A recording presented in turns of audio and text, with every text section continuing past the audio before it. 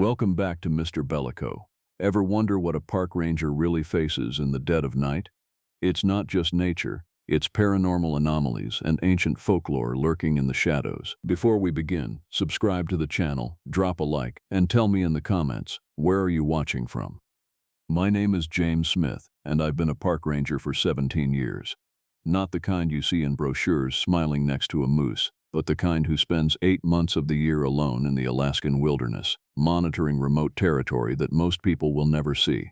I've tracked bears, rescued lost hikers, and documented wildlife patterns that feed into reports nobody reads. I thought I'd seen everything the backcountry had to offer.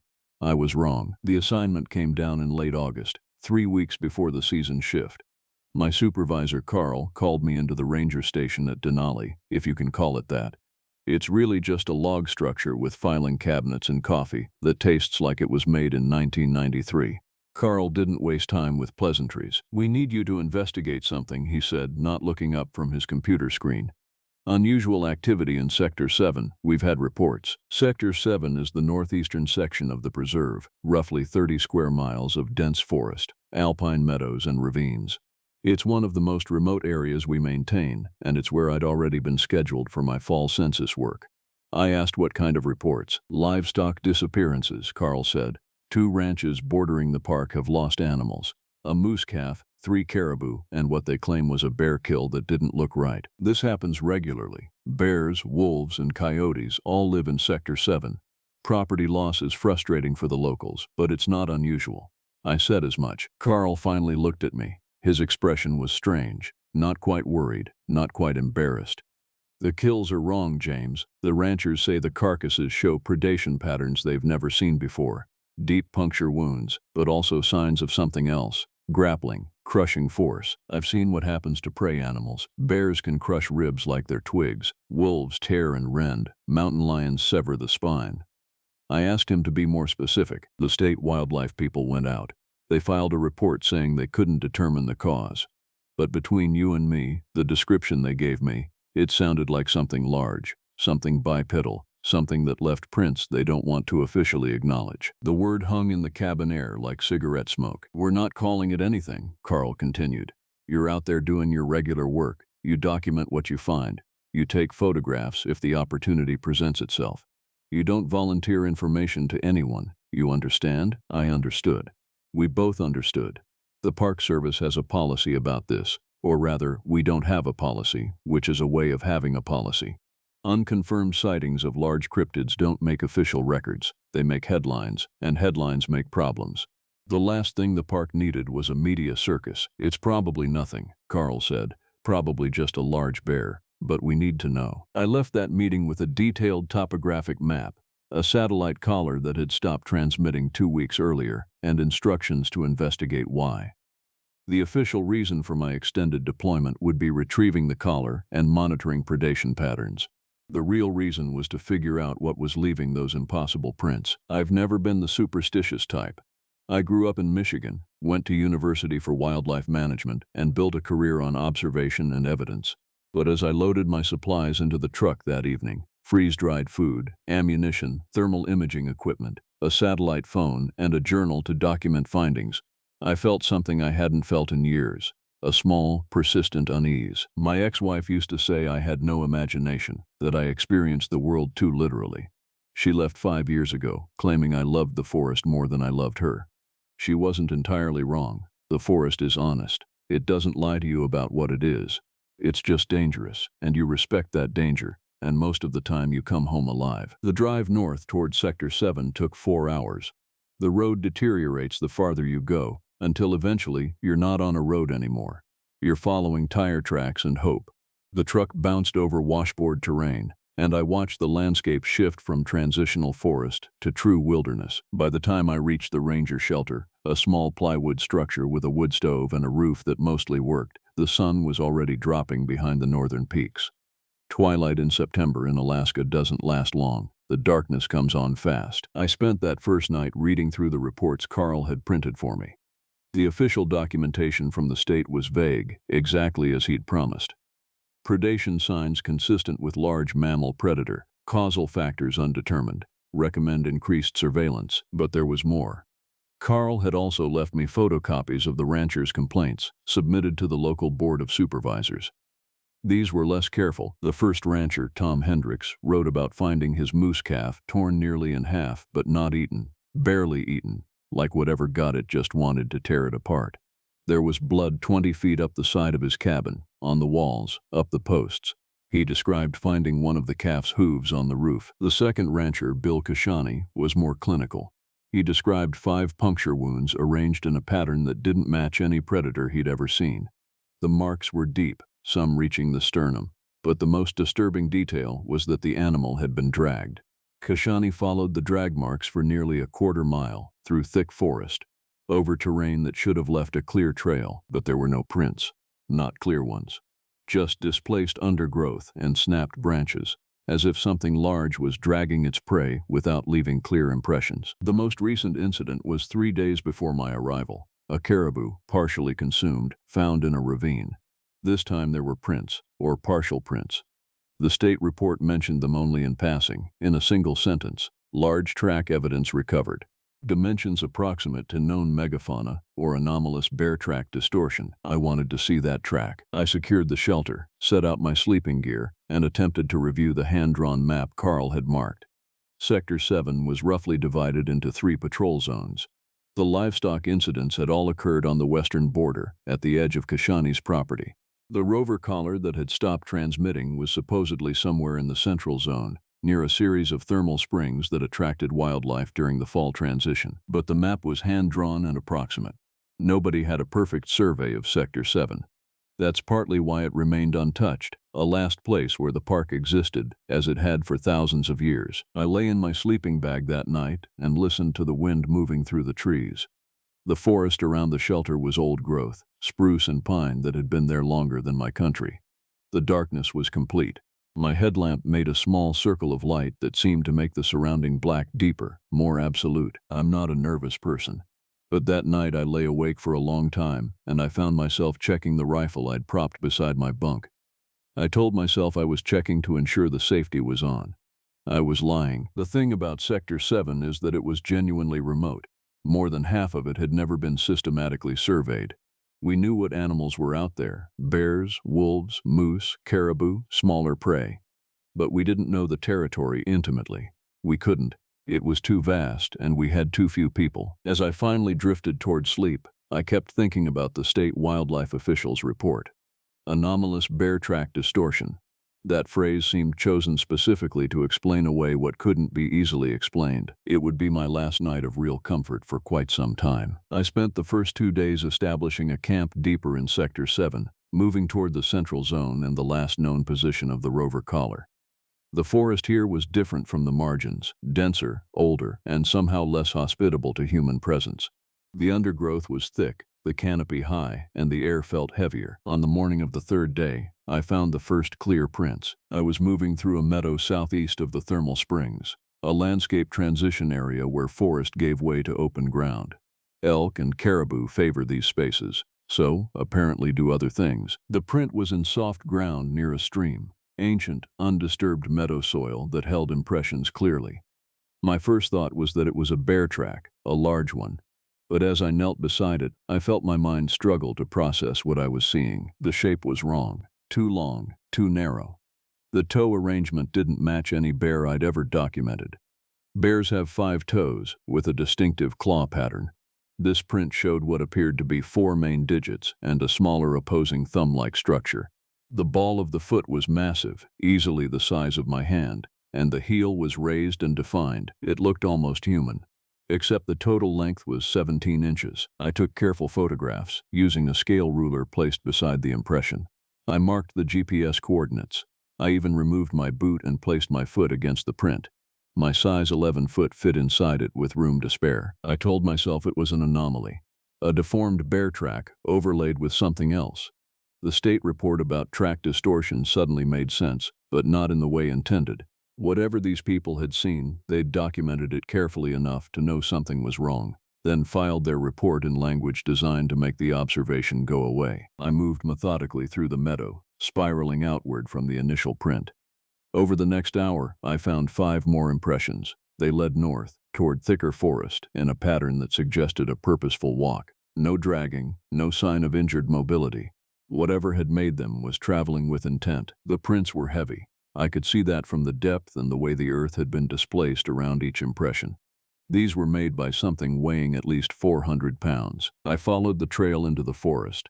This was not protocol. Protocol is to document, take photographs, file reports. But I was alone, and protocol assumes resources that don't exist at the margins of wilderness management. I followed the prints. The trail led me deeper into Sector 7, toward a series of rocky ridges that bordered the thermal springs. The ground became harder as I moved upslope, and the prints became harder to follow. But the broken branches and displaced moss told a story of something moving through here recently. Days recent, not weeks. I found the carcass near sunset. It was a moose calf, partially hidden in a ravine. The smell hit me before I saw it, not the smell of rot, but the smell of death, fresh and recent. I descended carefully, my rifle held ready, though I couldn't have explained to anyone why I felt the need. The kill was exactly as the reports had described. The animal had been torn apart with extreme violence. Ribs were shattered outward, the sternum crushed. The legs were broken in ways that made no sense, snapped at angles that required deliberate force, not just predation. One foreleg was missing entirely, but the most striking thing was what remained of the head. The calf's skull had been crushed, not eaten, crushed. The bone was fractured and splintered in a pattern that suggested it had been gripped in something, held in place, and squeezed until it broke.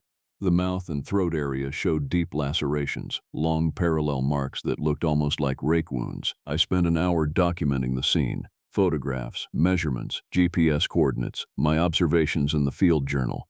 The calf had been here for at least a week, maybe longer. The ambient temperature in the ravine was cool, so decomposition was slowed. But insects were already at work, and the smell was becoming overwhelming. As I climbed back out of the ravine, I noticed something else. A massive print in the soft earth near the carcass. This one was even larger than the ones in the meadow, and it was recent. The edges were still sharp. This thing had been here in the last day or two. Night was falling fast. I made a decision I'd never made before in 17 years of ranger work. I decided not to press on back to my camp. Instead, I climbed into a tall spruce about a quarter-mile from the kill site, made a platform in the heavy lower branches, and secured myself there. I didn't have a tent. I had a thermal poncho and a sleeping bag, and I arranged them in the branches like a nest. I kept the rifle across my lap, and I checked the safety repeatedly, almost obsessively, until I was certain it was ready to fire. The forest around me settled into night sounds, the wind in the needles, water moving through the distant streams, small animals moving through the undergrowth. But underneath all of it, I felt like I was listening for something else, something large. Something that didn't belong in the normal pattern of Alaskan predators. I didn't sleep that night. I'd like to say I was vigilant, ready to document anything that happened. The truth was simpler. I was afraid. In the early morning, maybe 3 hours after full darkness, I heard movement. It wasn't the movement of any animal I could identify. It was heavy, deliberate, and organized. Something large was moving through the forest below my tree, and it was moving with purpose. The sound of branches breaking was distinct, individual, not the chaotic crashing of an animal in panic or hunger. I activated my thermal imaging viewer, an expensive piece of equipment I was supposed to use only for documented research purposes. I pointed it down into the darkness below. What I saw in that thermal image is something I've thought about every night for the past 6 months. It was a silhouette, unmistakably bipedal. It walked on 2 legs, moving upright through the forest. The thermal signature showed it as a massive heat source, easily 6 feet tall, maybe taller. It moved past the base of my tree without pausing, moving in the direction of the kill site. I lost the image as it moved beyond my viewing angle. I could have adjusted, could have moved to follow it. Instead, I sat very still in my tree, my breathing shallow, and I watched the darkness below with every sense heightened. For the next hour, I listened. The forest had gone quiet. Nothing was moving. Then, around 4 in the morning, I heard something that will stay with me for the rest of my life. It was a sound like vocalization, almost like a roar, except it was too controlled, too structured. It had variations in pitch and duration that suggested something approaching language or expression. It echoed through the ravine and the forest, and then it was answered by another sound, from a different direction. Farther away, but answering in kind, there were 2 of them. I remained in the tree as the sun rose. The sound stopped as dawn approached. By first light, the forest had returned to normal bird calls and wind sound. Nothing suggested that anything unusual had happened, but I knew it had. And I knew that my 17 years of straightforward predator management had just ended. I returned to my base camp the following day with 13 photographs, detailed GPS coordinates, and a kill site documented to Park Service standards. I filed my initial report electronically, using the satellite connection, and waited for responses. Carl called me via the satellite phone that evening. "Tell me," he said without preamble. I told him everything except the bipedal silhouette and the vocalization. I reported the prints, the body, the evidence of predation patterns. I left out the part about my night in the tree and what I'd seen through the thermal viewer. There was a long silence. "We need to talk about what you found," Carl finally said. "But not over this connection. Continue your work. Get me everything you can document. But James, be very careful, and don't talk to anyone else about this. Not the other rangers, not the local law enforcement, no one." The call ended. I sat in my shelter and reread my field notes, wondering what I'd left out and why it felt important to leave it out. Over the next 3 weeks, I established a systematic survey pattern through Sector 7. I was ostensibly looking for the lost rover collar, but I was actually doing something else. I was mapping behavior. I was searching for evidence of a population, not just a single animal. What I found was disturbing. There were prints in 3 different locations, suggesting at least 2 separate animals. The feeding sites I discovered, 4 additional kill sites in a roughly circular pattern, showed varied predation patterns. Some kills were consumption-focused, like a normal predator. Others showed the same senseless destruction I'd seen on the first carcass. The prints at each location were different sizes. One set was massive, suggesting an animal approaching or exceeding 7 feet. Others were smaller, maybe 5.5 feet. I documented 17 separate, distinct prints across the kill sites, but the most significant discovery came at a location I found almost by accident: a cave system in the Rocky Ridge system east of the thermal springs. The cave was large, the entrance roughly 10 feet high and 8 feet wide. The ground at the entrance was heavily used. There were prints everywhere, partially obscured by recent wind and weather, but clearly representing multiple visits over an extended period. I didn't enter the cave. I'm not a fool. But I documented the entrance, the prints, and the evidence that whatever was making these kills had a base of operations. This wasn't a transient predator passing through Sector 7. These were residents. The evidence was becoming undeniable, at least to me. But evidence of what? That was the question I didn't want to answer, because answering it would mean accepting something that contradicted everything I'd built my career and worldview around. On October 4th, I found what might have been a clue, or might have been a delusion born from weeks of isolation and stress. I was near the thermal springs, checking on mineral content and wildlife patterns around the warm water. This was legitimate work, part of my survey responsibilities. The area was heavily used: elk prints, wolf tracks, the track pattern of a brown bear, and mixed with all of this, more of those 17-inch prints. These were fresh, maybe a day or 2 old, but there was something else near the spring itself, an object, partially obscured under a lip of overhanging rock. I almost walked past it, but something made me stop. It was a piece of fabric, tan-colored, maybe cotton canvas. It was wedged under the rock, half buried in sediment and lichen. I carefully extracted it without disturbing the surrounding area. It was a patch, perhaps 6 inches square, the kind that might come from a jacket or backpack. And there were stitches around the edge, suggesting it had been deliberately cut from something larger. But what struck me most was what was on the patch: a logo. Faded, partially disintegrated, but still readable.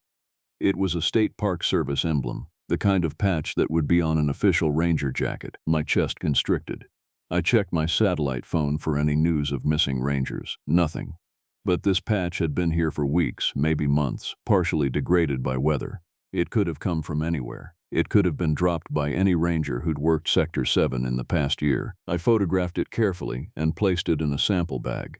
I didn't remove it from the site immediately. That felt wrong, like disturbing evidence of something I didn't yet understand. That night, I made the decision that changed everything. I called Carl directly on the satellite phone. "I need you to tell me," I said, "if anyone has gone missing in Sector 7 in the past 2 years." The pause that followed was longer than comfortable. "Where did this come from?" Carl finally asked. I told him about the patch. I heard him breathe deeply on the other end of the line. "There was someone," Carl said quietly, 2 years ago, before I was supervisor here. A ranger named Mitchell. He was doing a survey in Sector 7 and didn't return. His truck was found at the ranger shelter, but Mitchell was never located. The official report was that he'd gotten lost, possibly injured. Search and rescue went through the area for a week but found nothing. The case was eventually classified as unresolved. My mouth was dry.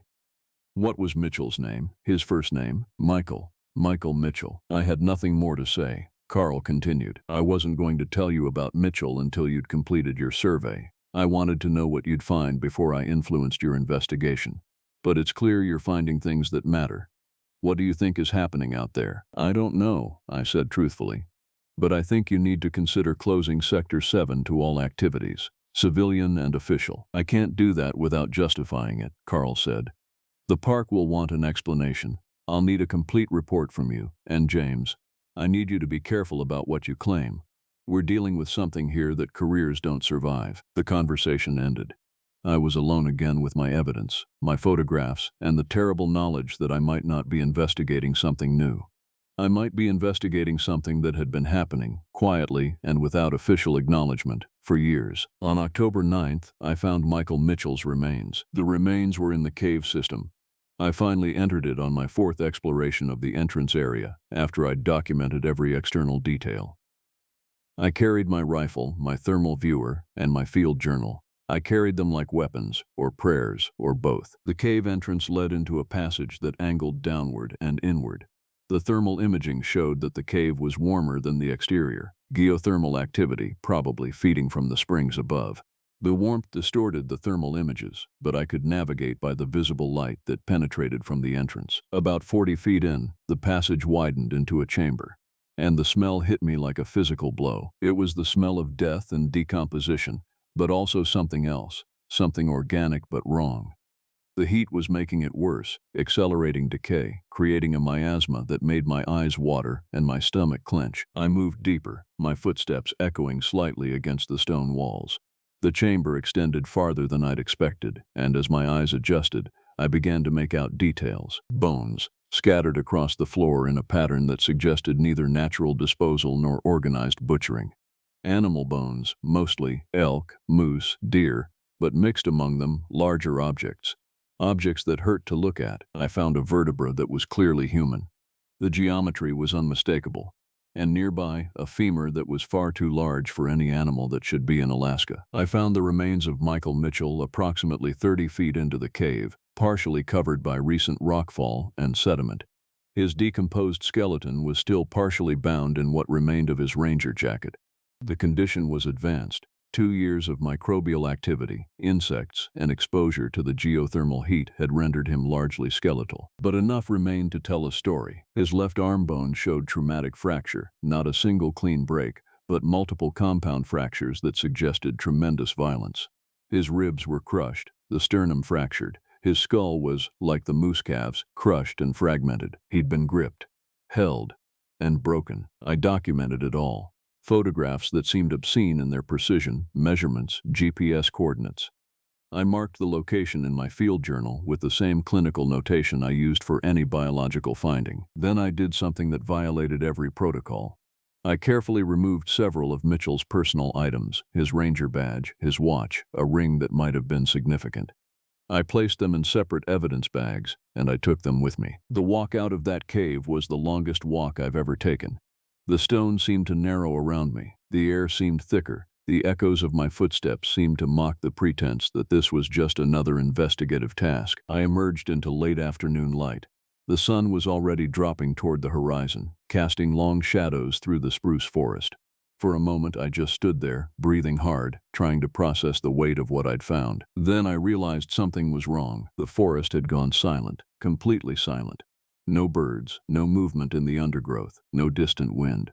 Just the sound of my own breathing and the movement of my boots on the ground. I turned slowly, scanning the forest with every sense heightened. And I saw them. There were 3 of them, standing in a line perhaps 30 meters away, partially obscured by trees but clearly visible. They were massive, covered in dark fur, and unmistakably bipedal. They were watching me with an intensity that made my skin crawl. They didn't move. They just watched. I brought my rifle up slowly, not threateningly, just ready. The safety was off. My hand was steady, which surprised me. I'd expected to be terrified. Instead, I felt a strange clarity. "Don't come any closer," I said aloud, which was probably the stupidest thing I could have done. The largest of the three tilted its head slightly. The gesture was so human, so clearly one of contemplation or confusion, that it broke something in my mind. This wasn't a bear. This wasn't an anomalous predator. This was something that thought, that processed, that made decisions. They didn't charge. They didn't attack. After what felt like an eternity, but was probably only seconds, they turned and melted back into the forest. I could hear them moving, large bodies crashing through vegetation, but they were moving away. I stood there for a long time after they disappeared. Then I walked back to my camp, moving fast but not running, keeping the rifle ready, checking the forest constantly. That night, I made my decision. I could file a complete report. I could detail everything I'd found: the prints, the kills, the cave system, the skeletal remains of Michael Mitchell. I could provide photographs and evidence and demand that Sector 7 be investigated thoroughly. But I knew what would happen. The Park Service would launch an official investigation. There would be teams, equipment, publicity. There would be attempts to establish contact, perhaps even to capture one of these animals. There would be a spectacle, and these creatures, because I was certain now that's what they were, and certain also that they were intelligent, would be either hunted to extinction or captured for study. Or worse, Mitchell had violated their territory. Mitchell had died for it, but the violation had been his choice. It didn't give us the right to turn Sector 7 into a war zone. I spent that night writing a false report. I documented the physical findings, the kills, the predation pattern, the mysterious cave system, but I attributed them to a large predator, possibly an unusually large bear. I wrote about the patches, but I suggested it was decades old, possibly from the 1970s. I made the evidence ambiguous, deniable, explainable. I did not mention the prints. I did not mention Michael Mitchell, and I certainly did not mention what I'd seen standing in the forest, watching me with eyes that held intention. I submitted the report to Carl. His response came back almost immediately, via satellite email. "This is a strong find. Unusual predation patterns warrant careful monitoring. Recommend limited expanded surveying in adjacent sectors. Well done, James. Take the rest of your deployment for standard census work. No need for additional Sector 7 investigation at this time." Carl understood. Without stating it directly, without even acknowledging the truth in any way that could be documented, he understood what I'd decided, and he was thanking me for it. I spent the final 3 weeks of my deployment in Sector 5, documenting standard wildlife patterns, recovering the rover collar, which was working fine, just outside communication range, and waiting for the season to end. On October 31st, I drove back toward Denali, toward Carl's station, toward the world of reports and protocols, and the careful maintenance of a version of reality that everyone could live with. As I drove, I thought about Michael Mitchell, and I thought about the creatures in that forest, and I thought about the patch of ranger jacket that I'd removed from its resting place and brought with me, hidden in my personal effects. The Park Service had a policy about things like this. Not an explicit policy, but a real one nonetheless. You document what can be documented. You report what can be reported. And you protect what needs protecting, even if it means protecting it from the full weight of official investigation. I've been a ranger for 17 years. In that time, I've come to believe that wilderness exists in a balance between the human world that tries to understand it and control it, and the wild world that exists outside our comprehension.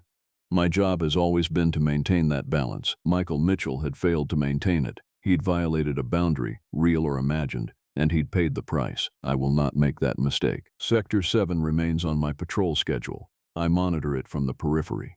I document the standard wildlife patterns, and every autumn, when the season brings me to that place, I leave a mark on the trees, a ranger's mark, unmistakable, that says, "I acknowledge your presence. I will not intrude." The kills have continued, but they've moved to the eastern portions of Sector 7, away from the ranger station, away from regular patrol routes. It's almost as if they're maintaining their own boundary, acknowledging my acknowledgement. I don't know if that's true. I don't know if these creatures are capable of such complex reasoning and communication. I only know what I've observed, and I only know what I've chosen to report. Sometimes I think about Michael Mitchell, and I wonder if he'd made the same choice, if he'd walked out of that cave and decided to let the wild remain wild, whether he'd still be alive. I'll never know. What I do know is this: there are places on this planet where we don't belong. places that existed long before we drew borders and made maps and declared them ours to manage. Sector 7 is one of those places, and some boundaries, once recognized, should never be crossed. I remain a park ranger. I monitor, I document, I protect. But I do it with the knowledge now that protection sometimes means protection from human interference. On quiet nights, when I'm alone in my ranger shelter and the wind is moving through the distant peaks, I sometimes hear sounds from the direction of Sector 7. Sounds that might be wind, or might be something else. I don't investigate. Some mysteries, I've learned, are meant to remain mysterious. My name is Richard Davis, and I've spent the last 16 years working for the Illinois Department of Natural Resources, managing the backcountry areas of Shawnee National Forest. I've seen black bears, mountain lions, and hikers push themselves to the edge of survival in the rugged southern Illinois wilderness. I've responded to rescues, maintained trail systems, and walked these ancient forests in every season. But nothing, absolutely nothing, prepared me for what I encountered during the autumn of 2019 in the most remote sections of the forest. What I'm about to tell you is something I've never fully shared with anyone, not even my supervisors. It took me years to stop second-guessing what I experienced, years to stop looking for rational explanations where none existed. I'm sharing this now because I think someone else might encounter what I did, and they deserve to know the truth about what lives in those hills. October arrives in Shawnee like a closing door. The season shifts fast, tourists thin out by late September, and by October the forest becomes a different place entirely, quieter, more primal. That's when the real work starts for those of us who stay year-round. We're the ones who monitor the trails as the weather begins to turn hostile, who check on remote structures, who make sure everything is secured before the worst of winter hits.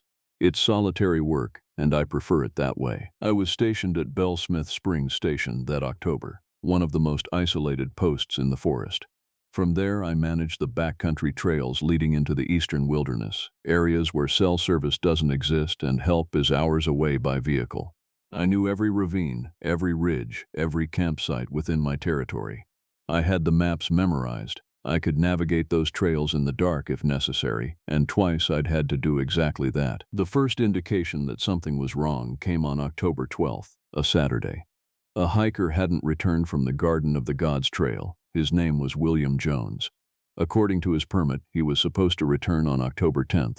When he didn't, his sister called the main office in Springfield, which filtered down to me. William was experienced. That's what his sister kept saying when she called back asking for updates.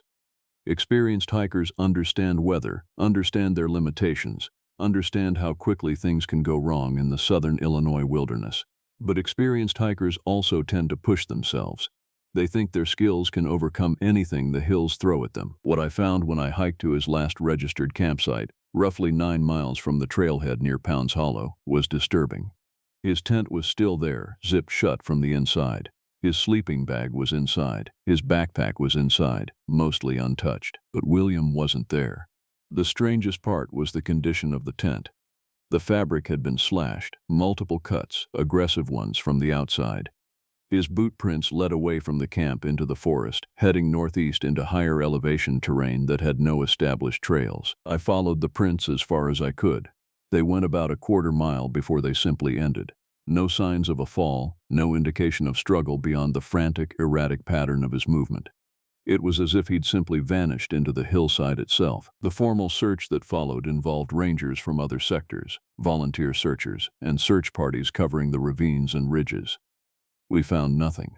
William Jones had effectively disappeared, and in the official report, his disappearance was attributed to severe disorientation, likely exposure, and the assumption that he'd died somewhere in the rugged backcountry, his body too difficult to find in the dense forest. But I knew better. I knew because of what I found near his camp. Scratched into an old hickory tree, about 8 feet up the trunk, too high for William to have reached easily, were marks. Deep gouges in the bark, as if made by something with thick, clawed hands. The pattern wasn't random. It was almost deliberate, almost like a message. I photographed that tree, kept those photos to myself. 2 weeks later, another hiker didn't return. This one was a solo female hiker named Rebecca Ortiz, attempting a through hike from the eastern trailhead to the western ridge system, a 3-day journey in good weather. She'd signed her permit on October 21st, was supposed to return on October 24th. She didn't. I found her campsite, about 6 miles in, showing the same signs. Tent slashed from the outside, gear intact, footprints leading away in a panic pattern toward higher elevation. By now I was noticing something that terrified me more than anything else. The animals in the area were gone. The normal forest sounds, wood thrushes, squirrels, the occasional elk bugle, had ceased. I'd spend entire days on the trails and hear nothing but wind and my own breathing. The forest felt emptied out, as if everything was hiding from something. After Rebecca's disappearance, I called my supervisor, James Smith, and asked about the history of incidents in my area. I was careful about how I phrased it, framing it as an academic interest in forest history and safety protocols. He told me there had been disappearances before, a few stretching back decades. 3 in the 1980s, 2 in the 1990s, 1 in the early 2000s. All hikers, all solo, all disappeared from the remote eastern trails. All assumed to be accidents, all impossible to investigate conclusively due to terrain and dense vegetation. Statistically, James told me over the phone, the wilderness takes its due. People underestimate these hills. I wasn't sure if I believed that anymore. The third disappearance should have triggered a closure of the eastern backcountry trails. It didn't. The missing hiker's name was Brandon Clark, a 32-year-old from Carbondale with extensive hiking experience. He'd gone in on October 28th, planned to spend 5 days exploring the higher elevations around Panther Den Bluff. He submitted a detailed route plan, checked in with the station, and seemed to understand the risks. I was standing in the ranger station when his emergency contact called on November 4th, frantic that he hadn't made his checkout call. I felt something cold move through my chest. I knew what was coming. I organized the search myself this time, and I made sure to get out there first, before the volunteer teams arrived. I needed to see the campsite before anyone else could. Brandon's camp was different from the others. There was no slashed tent. Instead, there were what appeared to be massive footprints surrounding the camp, at least 3 separate tracks that I could identify before rain covered the details. They were enormous, easily 12 to 14 inches long, with a bipedal pattern that no animal in Illinois should produce. Around the camp, in a rough circle, were markers. Branches torn from trees and arranged in a deliberate pattern, twisted together in ways that seemed almost like a language I couldn't understand. Scratch marks on surrounding trees, deep gouges that descended in a regular pattern as if something had been marking territory. Brandon's final entry in his trail journal was barely legible. Heard it twice tonight. It sounds like something drowning, like something trying to scream and breathe at the same time. The trees around the camp, they're damaged, torn. I can feel it out there. I can feel it watching me. I'm moving higher tomorrow. I have to move now. This time, I submitted a formal report documenting the similarities between the disappearances. The investigation that followed concluded that the scratches on trees were consistent with known animal behavior, bears and cougars marking territory. Branch damage from wind and weather. My supervisor called me in early November to discuss my mental health.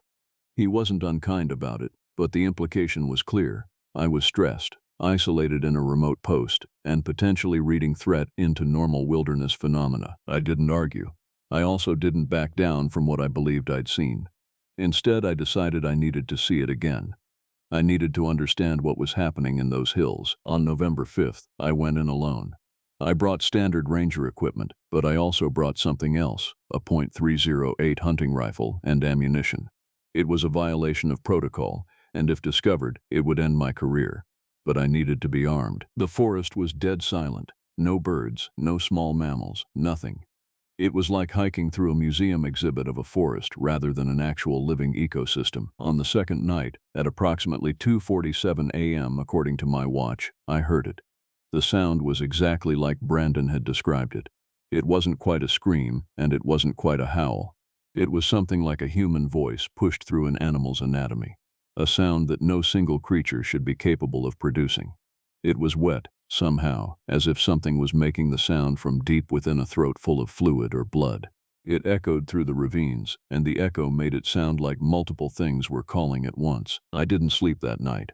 I sat with the rifle across my lap, and I listened. That sound came at irregular intervals, sometimes minutes apart, sometimes with long silences between calls.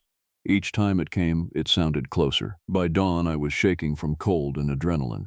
What I found instead were more of the branched markers, more of the scratches on trees, and a smell. It was a smell like rotting meat and copper and something else I couldn't identify.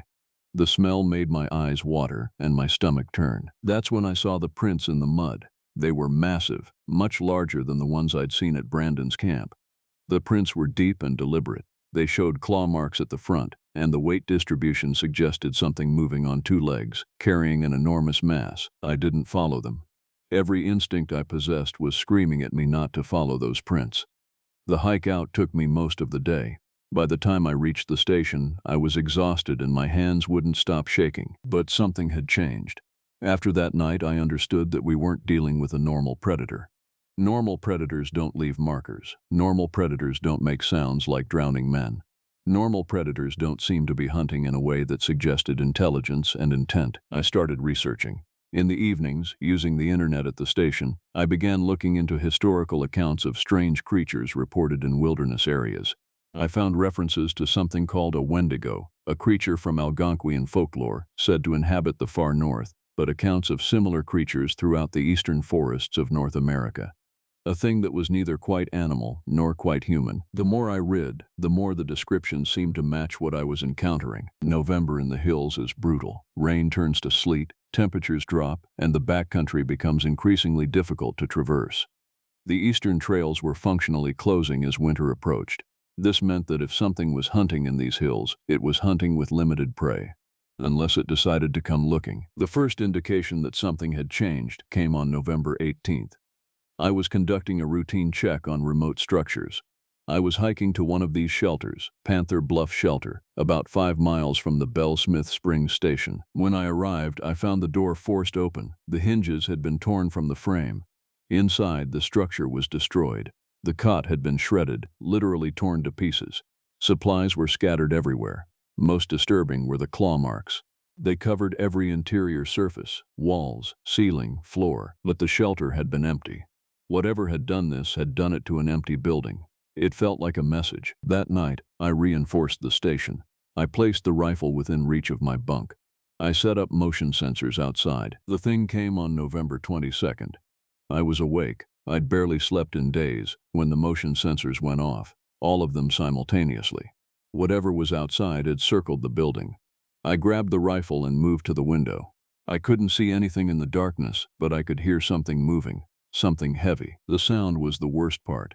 It moved around the station, making that sound, that wet, drowning scream that was almost human but not quite. It circled the building 3 times, and each circuit seemed to take longer, as if it was deliberately lingering. But after that 3rd circuit, the sound stopped. The motion sensors went silent. Whatever was out there pulled back into the darkness. By the time the sun came up, my hands were numb from gripping the rifle. The area around the station showed no tracks, but there were claw marks on the corner of the building, fresh ones high up on the wooden siding. I made a decision that day. I was going to see this thing. I was going to face it directly. I began studying the disappearance patterns. The missing hikers had all been taken from specific elevation ranges, all within a few miles of each other. I plotted the locations on a detailed topographic map. The line seemed to be centered on Panther Den Bluff, the highest point in my sector. On November 26th, I geared up for what I knew might be my last expedition in those hills. I packed heavy, food for 5 days, camping equipment, the rifle, ammunition, and a flare gun. I followed the line that the disappearances had traced. I was heading toward Panther Den, toward the highest, most remote part of my territory. I was hiking upward, into thinner air and deeper cold, moving deliberately toward whatever was out there. On the first night at elevation, I heard it again. The sound was closer now, within a few hundred yards. It called multiple times that night. The echoes in the ravines made it nearly impossible to pinpoint, but the general direction seemed to be coming from even higher elevation. On the second day, I found the first body. It was William Jones. He was suspended in the branches of a large oak tree, his body contorted into an unnatural position. His clothing was in tatters, his skin was visible in many places, and it was discolored, a sickly purple-black. The positioning of his body suggested he hadn't died in the tree. His injuries suggested he'd been moved there after death, arranged deliberately in the branches. I forced myself to document what I saw. I took photographs, but I didn't linger. I continued higher. On the 3rd day, I found Rebecca. She was in a cave, a natural rock shelter on the face of the bluff. Her body was more deteriorated. She was laid out on a bed of branches and what looked like woven grass. She was surrounded by the marked branches, the same configuration I'd seen at the campsites. Her hands were crossed over her chest. It was almost ceremonial. The cave itself was larger than I'd initially realized. As my eyes adjusted to the darkness, I realized it extended back into the mountain. I could hear water dripping somewhere in that darkness, and I could smell that terrible smell. I marked the location on my GPS. I told myself I would report it. But I knew I would never report this location. Not exactly, because I didn't want anyone else coming here. Not yet. That night, I camped high on the slopes. The wind was severe, and the temperature dropped sharply. I huddled in my sleeping bag, the rifle beside me, and I waited. The thing came at 3 a.m. It didn't announce itself. I simply became aware that I wasn't alone. There was a presence just beyond my field of vision. I grabbed the rifle and swung it toward the movement. For just a moment, I saw it. It was bipedal, standing on what looked like human legs, but grotesquely elongated. Its body was covered in dark hair, but there was something else, something that looked like exposed flesh. Its arms were immensely long and muscled. Its hands were huge, with claws that gleamed. Its face was where my mind started to break apart. It was a face that was almost human, but distorted in every possible way. The jaw was too large, the mouth too wide. Its eyes were intelligent. They held intention and awareness. The thing was approximately 7 feet tall, maybe taller. It looked starving, even though I could see traces of what might be blood on its mouth and chin. For maybe 2 seconds I stared at it, and it stared at me. Then I reacted. I fired. The rifle shot echoed off the bluff. The creature screamed, that wet, drowning sound, and it moved with a speed that seemed impossible. I broke camp and started descending as fast as I could move in the darkness. By the time dawn came, I'd descended several hundred feet, moving through the lower forest, moving toward safety. I made it back to the station on November 30th. I'd been gone 4 days. I was exhausted, malnourished, and traumatized. I never reported what I'd found. I made the decision during the long hike back, and I haven't wavered from it in the years since. The official story is that the 3 missing hikers met with misfortune in the backcountry. The records show their cases as closed and unsolved, with the presumption of death by natural causes or accident. I have photos of the cave on my personal computer. I have GPS coordinates locked away. I have the memory of that moment on the mountainside, when I looked into the eyes of something that was neither animal nor man. I didn't return to the eastern backcountry after that expedition. I requested a transfer to a different sector, and my request was approved. In the years since, I've researched extensively. I've found references to the Wendigo in academic texts, but there are accounts from other locations in the eastern wilderness, multiple missing person cases in the Appalachian region and throughout the eastern forests, dating back decades, with similar circumstances. I think about Brandon Clark, Rebecca Ortiz, and William Jones. I think about their families, who never got closure. I carry that guilt with me. The eastern backcountry is rarely used now. Most of that area is technically still open to hiking, but the reputation of the region, strange disappearances, unsolved cases, has scared off most hikers. I still work for the Department of Natural Resources, but I do it from a safe distance now, from areas where the darkness isn't quite so complete. If you're hiking alone in these hills, and you hear something that sounds like a human voice trying to scream and breathe at the same time, something that echoes through the ravines from seemingly everywhere at once, don't investigate. Just run. Run as hard as you can in the opposite direction, and don't look back. Because out there, in the deep places where the hills meet the sky, something is watching. Something is always watching, and it is older than the forest, older than the trails, older than our names for these mountains. It was here first, and unlike us, it isn't going anywhere. I've worked for the National Park Service for 13 years, and in all that time I've never been assigned to a sector I actively didn't want. Until now. The Boundary Waters region sits on the edge of Minnesota and Ontario, a sprawling wilderness where the forest doesn't feel like it belongs to anyone anymore, not even to the government that technically oversees it. It's untamed in a way that most protected lands aren't. That's the appeal for some. For me, after a decade of safer postings, it felt like exile. The briefing happened in August, 2 days before I was supposed to report to my new station. My supervisor, Margaret, barely met my eyes. "We're reorganizing the northern routes," she said, sliding a folder across her desk. "We need someone experienced, someone who won't panic if things get remote." Remote? I asked. It's already remote. More remote, she said quietly. I didn't ask what she meant. I'd learned long ago that the things left unsaid in this job were usually the things worth worrying about. The drive north took 8 hours. I passed through a landscape that gradually shed its civilization-like skin, until the towns became logging camps, the camps became rest stops, and the rest stops became isolated ranger stations. Mine was the last one before the real wilderness began, a small wooden building with solar panels and a satellite phone, surrounded by dense forest on all sides. The previous ranger, a man named David, had left a note. The equipment is functional. The emergency beacon works. Don't go north of the creek after dark. I'm putting in a transfer request. That was it. No explanation, no detail, just a warning that felt like it came from someone who'd learned the hard way. I was 34 years old, in good shape, trained in wilderness survival and emergency response. I wasn't the type to get spooked easily, so I took the note as paranoia from someone burnt out, filed it away, and settled into the routine of my new post. For the first 3 weeks, everything was normal. I did my patrols, checked on the handful of permitted campsites in my jurisdiction, filed reports. The forest was beautiful in that cold northern way, the trees packed so densely you couldn't see more than a few hundred feet in any direction, the sky perpetually gray, the temperature dropping steadily as autumn crept in. Then the tourist reported something wrong. A couple from Minneapolis had rented one of the permitted sites near the Boundary Waters proper. They were experienced campers, the kind who knew the difference between a moose call and an echo. When they came back to town 2 days early, they went straight to the local authorities with a story. They'd heard something in the forest at night, something that sounded like a person calling for help, but wrong somehow. The sound was distorted, broken, like someone had taken human speech and run it through something that understood language but didn't quite know how to replicate it. It kept coming from different angles, east one moment, west the next. It would drop to a whisper you had to strain to hear, then suddenly spike so loud it seemed to be coming from inside their tent. The woman had wanted to leave immediately. The man insisted they were probably hearing an animal, a loon maybe, or a coyote. But on the second night when the sound came again, he agreed it wasn't anything native to the region. They packed up and left. The report reached me through the regional office on a Tuesday.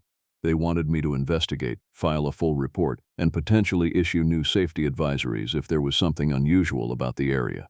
That meant hiking out to the site, checking for signs of a person in distress or an animal that might pose a risk. It meant going into the forest deeper than I had before. I prepared like I always do for a 3-day expedition. Water filters, dehydrated meals, medical kit, emergency beacon, rifle, flares. I told the office my expected return date and checked in one more time before I left. Margaret had called personally to wish me luck, which was unusual enough that I almost called her back to ask what she knew. I didn't. The hike to the campsite took most of the day. I moved slowly, deliberately, taking note of any signs of unusual animal activity or human presence. I saw nothing. The forest was quiet in the way forests always are. Birds, wind, the movement of small things in the undergrowth. But underneath, there was a kind of silence that felt intentional, like the place itself was holding its breath. The campsite was small and empty. The couple had left it clean, packed out their trash. There was nothing visibly wrong with the place, no signs of an animal attack, no human remains, no blood. I set up my camp about 50 yards away, made dinner, and settled in for the night with my equipment checked and my knife within easy reach. The darkness at the Boundary Waters is complete. There's no nearby civilization to cast any glow on the horizon, no distant lights, nothing but the absolute absence of illumination under a thick canopy. I've camped in darkness plenty of times, but that first night felt different. The darkness seemed to have weight. It came around 2 in the morning. I was awake, not because I heard it at first, but because I felt it. A presence in the forest, something large enough to displace the air, moving with a strange, uneven gait. I grabbed my flashlight and opened the tent flap. Nothing, just trees and shadows. Then I heard it. It was exactly like the couple had described. A human voice, calling out, but fractured. Like someone was mimicking speech without understanding it, hitting the sounds in almost the right order but not quite. It might have been my name. It sounded like it could have been Carter, but stretched and twisted until I couldn't be sure. The sound came from the east. I aimed my flashlight that direction and saw nothing but forest. I waited, listening, every muscle tense. Minutes passed. The forest held its silence again, but I could feel the presence still there, waiting just outside the reach of my light. Then it moved. I heard it clearly, a sound like something massive pushing through the undergrowth, branches snapping, the ground trembling slightly. It circled the campsite, staying just outside my light's radius. Once, I caught what might have been an eye reflecting back, a glint of something wet and pale, positioned too high to belong to any animal I knew. When it called again, it was directly behind my tent. I spun around, flashlight up, rifle ready. There was nothing there. It didn't attack. It didn't charge. It simply moved through the forest like it owned it, making no effort to hide anymore. And then it was gone. The presence vanished all at once, like it had simply decided to leave. I didn't sleep for the rest of the night. When dawn came, I searched the area methodically. I found tracks, not footprints, not exactly, but deep impressions in the soft ground where something heavy had stood. The spacing was wrong for a bear or moose, the stride was too long, the pattern too deliberate, and the placement of whatever had made them suggested something that walked on two legs, though not like any biped I'd ever encountered. I also found scat, large, dark, containing what looked like bone fragments and hair. Animal matter, certainly, but the composition was wrong, the color was wrong, and underneath the animal smell, there was something else. Something that made my stomach turn. I reported back to the station and filed a full incident report. I wrote down everything I'd heard and seen, trying to maintain professional language. I noted the tracks and the possibility of an unidentified large predator. I didn't write down what I actually believed, because I didn't have the words for it. Margaret called me within an hour. "You need to leave that sector immediately," she said without preamble. "Pack a bag with essentials and drive south tonight." "It's just an animal," I said, not believing my own words. "It's not," she said, and I could hear the exhaustion in her voice. "It hasn't been just an animal for a long time. Go south, Carter. That's not a request." "Why didn't anyone tell me?" I asked. There was a long pause. "Because no one would have taken the job if we had," she said quietly. "Get out." But I didn't leave. Not that night. Because as I was packing, I thought about David's note. I thought about what he'd written about the creek, about staying north of it after dark. And I realized that if I ran now, if I abandoned the post without understanding what I was actually dealing with, I'd spend the rest of my life wondering. So I made a decision that I'd regret for the next 4 days. I decided to hunt it instead. The forest revealed its nature slowly once I committed to understanding it. The first thing I learned was that the creature, and I stopped calling it an animal after that first night, had territory. Its range covered roughly 12 square miles, centered on a deep ravine that cut through the forest like a scar.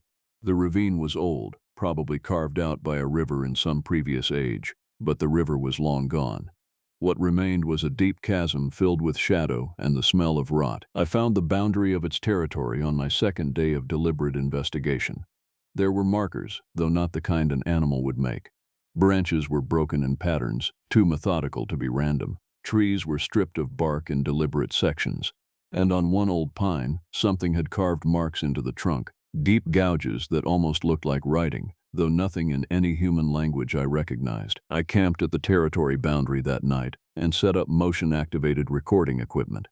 Basic thermal imaging cameras and audio recorders, the kind the Park Service uses to monitor wildlife.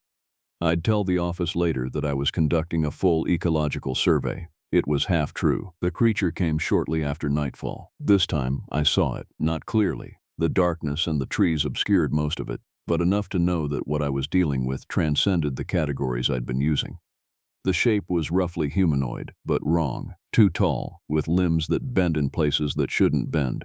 The head was elongated, and when it turned toward my camp, I caught a glimpse of the face. I've spent 13 years in the wilderness and seen animals in all their natural variety. Nothing prepared me for that face. It had eyes, too many of them, or perhaps not enough. A mouth that extended too far. And underneath it all, something that might have been skin but looked more like it had been carefully constructed as an imitation of skin, with the joints visible beneath, the texture wrong, the color somewhere between gray and brown and something without a name. It didn't approach the camp.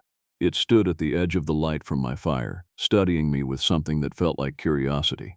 And then it opened its mouth. The sound it made was unlike anything I'd ever heard. It started as a moan, genuinely pained, genuinely desperate, and then shifted. The moan twisted into words, nearly words, sounds that had the structure of language but carried no meaning. It cycled through them rapid fire. Sounds that almost formed my name. Sounds that almost formed the word ranger. Sounds that almost formed help and please and come. It was trying, earnestly, deliberately trying to mimic human speech. I grabbed the rifle.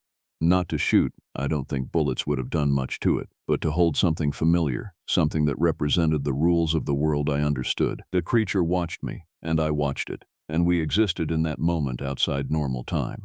Then it dropped back into the forest, and I heard it moving away, crashing through the undergrowth without any attempt to hide. This time it was deliberately announcing its departure. My hands shook for an hour after it left. I'd seen something that the world had told me didn't exist, and the implications of that were too large to fully contemplate. So I did what I do in the field when situations become overwhelming. I collected data. I reviewed the footage from my cameras. The thermal images had captured the moment clearly enough. A bipedal creature, humanoid in shape but anatomically distorted.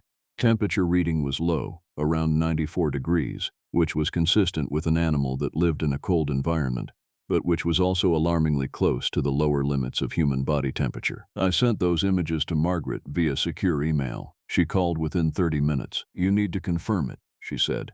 "Document it clearly. Then you need to make a choice." "What choice?" I asked. "Whether you're going to tell anyone, or whether you're going to let it remain a myth," she said. "Because once you go public with something like this, Carter, the world changes. The creature's territory becomes a location of interest. Scientists," she caught herself, corrected. "Researchers descend. The ecosystem becomes compromised, and the creature becomes a target. It's killing things," I said. "The scat I found, it's hungry," Margaret said simply. "And it's been hungry in that forest for possibly centuries. One creature, staying within its territory, maintaining a balance, that's not a threat to civilization. But once you report this, you make it one." I understood what she was saying, and I understood that she was asking me to make an impossible choice. But I also understood that I hadn't called her to ask permission to investigate. I'd called her to let her know what I'd found, and that was different. "I need to understand it," I said. "I need to know what it is." There was a long silence on the line. "It's old," Margaret finally said. "Older than recorded history in that region, probably. The indigenous peoples called it the Wendigo, not a monster, a force, a winter hunger given form. The creature you're dealing with might be a remnant, or it might be something that just wears the same shape. I don't know, but I know that people who've encountered it before either left the territory or learned to coexist with it." "And David?" I asked. "David went too deep," Margaret said. "He tried to do what you're doing. He wanted to understand it. Last report was that he made it as far as the ravine before he came back out. Pale, frostbitten, talking about cold that didn't follow the normal rules. He put in a transfer request 2 days later." I spent the next day preparing more carefully. I gathered supplies for a deeper expedition: thermal clothing, high-calorie food, extra water, medical supplies for potential cold-related injuries, and rope. I had no clear objective. I was driven by something that wasn't quite professional curiosity and wasn't quite survival instinct. It was something older than that. A need to confront the thing that had tracked me, that had tried to mimic my name, that had stood in the shadows of the forest and made a choice not to kill me. I wanted to know why. The hike to the ravine took most of a day. As I got closer, I noticed the forest changing. The trees became sparser in an unnatural way, as if something had cleared them deliberately. The undergrowth died off, and the temperature dropped steadily, despite it being only mid-September and despite my exertion. By the time I reached the ravine's edge, my breath was misting in front of my face, and my exposed skin was burning with cold. The ravine was deeper than I'd expected, probably 200 feet down to the bottom, with walls of stone and ice even though there had been no snow that year. At the bottom, I could see what might have been water, dark and still, and what might have been movement. The air coming up from the ravine smelled like old meat and something else. Something chemical and wrong. I set up a camp at the ravine's edge, secured my rope to a sturdy tree, and prepared to descend. Every instinct I had screamed at me not to go down. Every survival training I'd ever received told me that the ravine was a death trap. But I climbed down anyway. The walls were slick with something I didn't want to examine too closely. Ice, yes. But underneath the ice was something that felt like organic material, and when I touched it with my bare hand, it was warm. Wrong. A pocket of impossible heat in the freezing air. About halfway down, I heard the sound. It wasn't the creature's voice. It was other voices, multiple voices, overlapping, all of them almost human, all of them distorted. They were coming from the walls of the ravine itself, and as my eyes adjusted, I realized why. The walls weren't stone. What I'd taken for irregular rock formations were something else. Shapes. Humanoid shapes, or what had been humanoid shapes, now partly fused into the walls themselves. Some were more recent. I could still see clothing, could still see recognizable human features. Others were ancient, worn smooth by age, barely distinguishable from the stone. I was staring at a graveyard, or a museum, or something that had no name. I counted 17 bodies before I stopped counting. The voices were still coming, echoing from those fused shapes, a chorus of almost words, all trying to form language, all nearly succeeding. I realized with horror that they weren't entirely dead. The creature kept them somehow, pressed into its dwelling place, still trying to speak even after everything else about them had ceased to exist. I climbed back up without thinking, without any memory of how I got my hands on the rope or how I managed to pull myself out. I was out of that ravine and moving north, away from my camp, away from the territory, running on pure panic. I made it maybe a mile before I collapsed. I was hypothermic. I knew the signs. The shivering had stopped. My movements were sluggish. My mind felt fuzzy. I'd descended into the cold and then climbed out of it, and the thermal shock had compromised my core temperature. I needed shelter and warmth, and I needed them immediately. There was an old structure nearby, something that might have been a ranger station or a hunting lodge from decades past. I broke my way inside and found dry wood and old supplies. I built a fire in the fireplace and wrapped myself in whatever blankets hadn't rotted away. I saved my life by a margin measured in degrees, and that night as I lay by the fire, the creature came again. It didn't try to enter. It sat outside, at the edge of the light, and watched me. And when I was warm enough to move, when my mind was clear enough to think, I understood something. It had let me find the ravine. It had wanted me to know what it did with the things it caught. It was showing me the consequence of trespassing in its territory. And now it was giving me a choice: leave, or join the others in the walls. The creature didn't move for hours. It just sat there, patient and immense, its angular frame silhouetted against the darkness beyond the firelight. Sometimes it would make a sound, not the distorted voice mimicry I'd heard before, but something deeper. A subsonic rumble that I felt in my chest more than heard with my ears. A sound that suggested vast age and infinite hunger. I had a rifle. It was loaded with standard ammunition. I had no illusions about what that would do to the thing outside, but I kept it close anyway. The weight of it was comfort enough. Sometime around midnight, the creature stood. It was massive, taller now that I could see it fully, nearly 7 feet, with a frame that suggested terrible strength. It raised one elongated arm and pointed directly at me. Then it walked away into the forest, slow and methodical, each footfall deliberate. Within minutes, the sound of its movement had faded into silence. I didn't sleep. I kept the fire burning through the night and listened to the forest. There were other sounds, smaller creatures, wind, branches shifting, but nothing that suggested the thing was coming back. Still, when dawn came, I didn't feel relief. I felt like something had shifted, like the terms of my existence in that forest had fundamentally changed. I spent the next day thinking about what I'd seen in the ravine. Not the dead, though they haunted me, but the architecture of it. The way those bodies had been incorporated into the stone walls, how they'd been preserved in some manner that kept them from fully decomposing. I'd spent years studying biology, and I couldn't explain it. The process required either a technology or a biological process that existed outside conventional understanding. The creature was doing something to them, something that kept them in a state between life and death, conscious enough to attempt language, trapped enough that they could never escape. By evening, I'd made a decision. I was going to descend into the ravine again, not to save anyone. They were far beyond saving, but to understand, to see if there was any pattern to what the creature had done, any logic beyond simple predation. Margaret had called the creature a force, a manifestation of winter hunger. But forces don't have intention. The thing I'd encountered had intention in abundance. I gathered my supplies and moved camp back toward the ravine. This time I set up a more permanent base, a shelter with supplies, marked clearly so I could find my way back.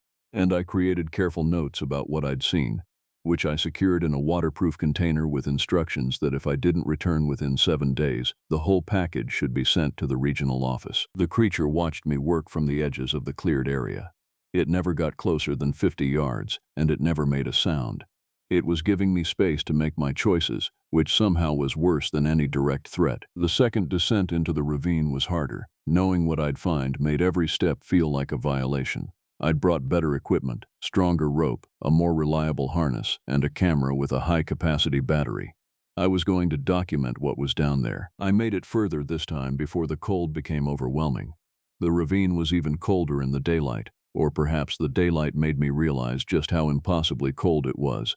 My breath froze almost instantly. My fingers went numb within minutes. But I was prepared, and I moved carefully through the frozen chamber with my camera, taking images of everything. The bodies, the 17 I'd partially counted before, were arranged in a pattern. I realized this as I descended further. They weren't random. They were positioned in a spiral, oldest at the deepest part of the ravine, newest closer to the surface. It was a timeline, a record. I photographed the newest ones carefully. There was clothing that dated to the 1970s, a backpack from the 1980s, a modern jacket that couldn't have been more than 5 years old. David's jacket, I thought, though I couldn't be certain. At the very bottom of the ravine, I found something that made my blood run cold in a way that temperature alone never could. There was a journal, leather-bound, partially frozen but readable. I didn't open it fully. That felt like desecration. But I looked at enough to see the handwriting and to see the name on the cover, David Patterson, the ranger I'd replaced. He'd gone down into the ravine while still alive. The date on the last entry was 2 years ago. He'd written about the cold, about the way it felt like it was seeping into his mind as well as his body. He'd written about how the creature had explained itself to him, not with words, but with understanding that appeared directly in his consciousness. He'd written about how beautiful it was, the hunger, the eternal winter, the promise of never having to feel pain again because you'd simply cease to feel anything at all. And then he'd written, "I understand now, I'm going to stay." But David had left. He'd climbed out, and he'd filed a transfer request, and he'd run. He'd survived where someone else might not have. I climbed out of the ravine for the second time, and this time I could barely move. Hypothermia was setting in badly. My core temperature was dropping. My movements were slow and deliberate. My mind was starting to feel like it was moving through honey. I made it back to my shelter, got the fire going, and collapsed. When I woke up, the creature was inside with me. It was crouched by the fire, one long-fingered hand extended toward the warmth. It turned to look at me when I opened my eyes, and I saw something in that face that I'd been avoiding recognizing. Loneliness. It was profound and ancient and all-consuming. The creature had been alone in that forest for longer than any human could conceive. It had tried to communicate. It had tried to connect. And every time it did, it would hunt and kill and incorporate new subjects into its ravine, hoping that maybe this time, maybe with this one, it would finally achieve some form of connection that didn't lead to death. "You're dying," it said. The voice was clear, perfectly clear. It was a human voice. I recognized it as my own voice, actually, distorted but unmistakably mine. "You went into the ravine when you knew it would kill you," it continued. "That makes you different from the others. That makes you someone who understands." I wanted to run. I wanted to fight. Instead, I found myself sitting up slightly and meeting its gaze. "What are you?" I asked. The creature considered this, and for a moment I didn't think it was going to answer. When it did, the words came slowly, like it was still learning how to shape them. "Old," it said finally. "Lonely. Hungry. The forest remembers what I was, but I don't. I became something else, something that needs to stay in the cold, something that can't exist where the world is warm." "The people in the ravine," I said. "What do they become?" "Part of the forest," it said. "Part of me. They're not suffering anymore. The cold takes that away. They just exist. They're remembered." Isn't that a form of immortality? I wanted to argue. I wanted to explain everything that was wrong with that logic. But I was too weak, and the cold was still settling deeper into my bones, and I was starting to understand why David had come back down here, why he'd stayed as long as he had, because there was a kind of promise in it. An end to struggle. An end to the constant strain of staying alive in a world that demanded so much. The creature moved closer to me, and I didn't resist. "I can make it quick," it said, and it sounded almost kind. "Or I can make you part of the ravine. You could help me understand what I am. You could become the connection I've been looking for." I should have fought. Any sane human would have fought. Instead, I asked, "How many of them are conscious?" The creature made a sound, not quite speech, something deeper. "Most. Some. The older ones fade. The minds break after centuries, but they're not in pain. The cold ensures that. I thought about those 17 bodies and the countless more that must lie deeper in the ravine, going back hundreds of years, perhaps much longer. I thought about David's journal and what he'd written about the hunger and the beauty of surrender. And I thought about being alone for centuries, watching your isolation grow deeper while you slowly lost the ability to remember why being alone was painful in the first place. I asked the creature if I could have a day to think about my choice. It agreed, which I didn't expect. But as I thought about it, lying in that shelter, too weak to move far, burning through what little remaining body heat I had, I realized that the creature had already thought about this decision enough. It knew what it needed from me. Now it was waiting to see if I would volunteer or if it would have to take. There's a difference. The creature understood that difference. The next morning, I made my way back to the ranger station slowly. Every step was agony. My core temperature had started recovering, but the experience had left my body fragile. I moved with the careful deliberation of something that might break at any moment. The creature followed at a distance. It never came close enough to touch, but it was always visible, a shadow moving between the trees, a shape that never quite blended with the forest because it was fundamentally wrong for that landscape. By the time I reached the station, Margaret had already called 3 times.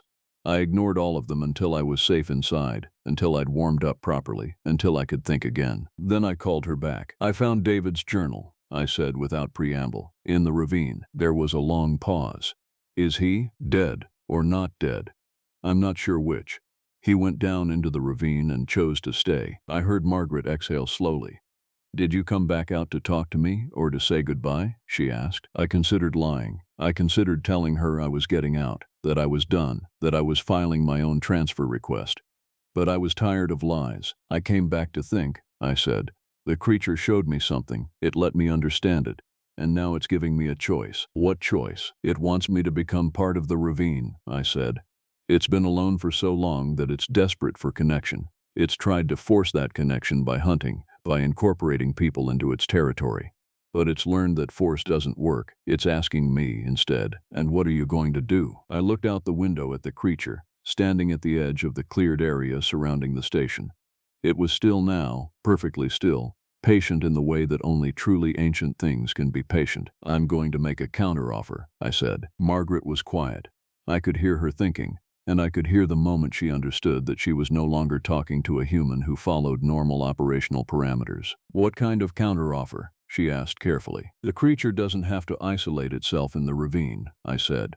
"It doesn't have to hunt to create connections. There's a boundary. People have been crossing it for generations, coming deeper into the forest than they should. If it stayed within a certain territory, if it stopped incorporating new subjects, if it just existed, I could manage that. I could be a buffer, a liaison." "That's not a job," Margaret said slowly. "That's a life sentence." "Yes," I said, "but it's not in the ravine. It's not dead, and it gives the creature something it's been missing for maybe thousands of years. Someone who knows it isn't a monster. Someone who understands the loneliness." I could hear Margaret making a decision on the other end of the line. I could hear her weighing options that I wasn't even aware existed. "I'll need to loop in higher authority," she finally said. "This is above my level. You understand that, right?" "I do," I said, "but I'm not asking permission. I'm informing you of what's going to happen." "Carter, the creature is old enough that it probably remembers when this land wasn't colonized," I interrupted. "It's probably forgotten more about what it is than we've ever known about anything. It deserves better than to be hunted. And I paused, searching for the right words. "I think maybe it deserves a friend." I hung up before Margaret could respond. Over the next 3 days, I established the boundaries. The creature and I developed an understanding, not through words, which it was still learning to use properly, but through something more fundamental. I could feel its thoughts sometimes, touching the edges of my consciousness, and I could project mine back in response. The boundary was north of the creek, as David's note had said. Everything north of the creek was the creature's territory. The southern side I would maintain and monitor. Anyone who crossed the boundary I would turn back. Anyone who couldn't be turned back, well, they would have made their choice. The creature agreed. It retreated north of the creek and took up residence in the deep forest, no longer coming to the station, no longer attempting to acquire new subjects. The ravine remained, with its 17 bodies, with its echoes of almost voices, but no new ones would be added. On the 4th day, a helicopter landed near the station. Uniformed personnel emerged. I was officially removed from my post and my credentials were revoked. I was taken into custody, though not harshly, and driven to a facility in Minneapolis. For a month, I was interviewed, psychologically evaluated. I told them everything about the creature, showed them the evidence I'd collected, the photos, the journal entries. They listened with the expressions of people hearing a story about something that doesn't exist. In the end, they concluded that I'd suffered a psychological break due to isolation. The creature was a delusion. The body I'd been alone with me, projecting. The ravine was a geological formation that my mind had interpreted as containing human remains. They gave me a medical discharge and a pension. They made it clear that I would never work for any government agency again. And they very carefully did not assign anyone new to the ranger station at the Boundary Waters.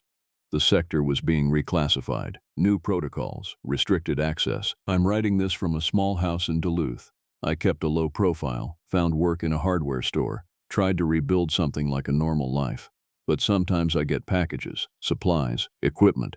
They always arrive unsigned, always sent to a P.O. box that I check carefully for surveillance. And sometimes, on nights when the wind comes down from the north and carries the cold with it, I stand outside and I can feel the creature's presence. It's still there, it's still lonely, but it's patient. Last week I received a letter. It was written in my handwriting, but I didn't write it.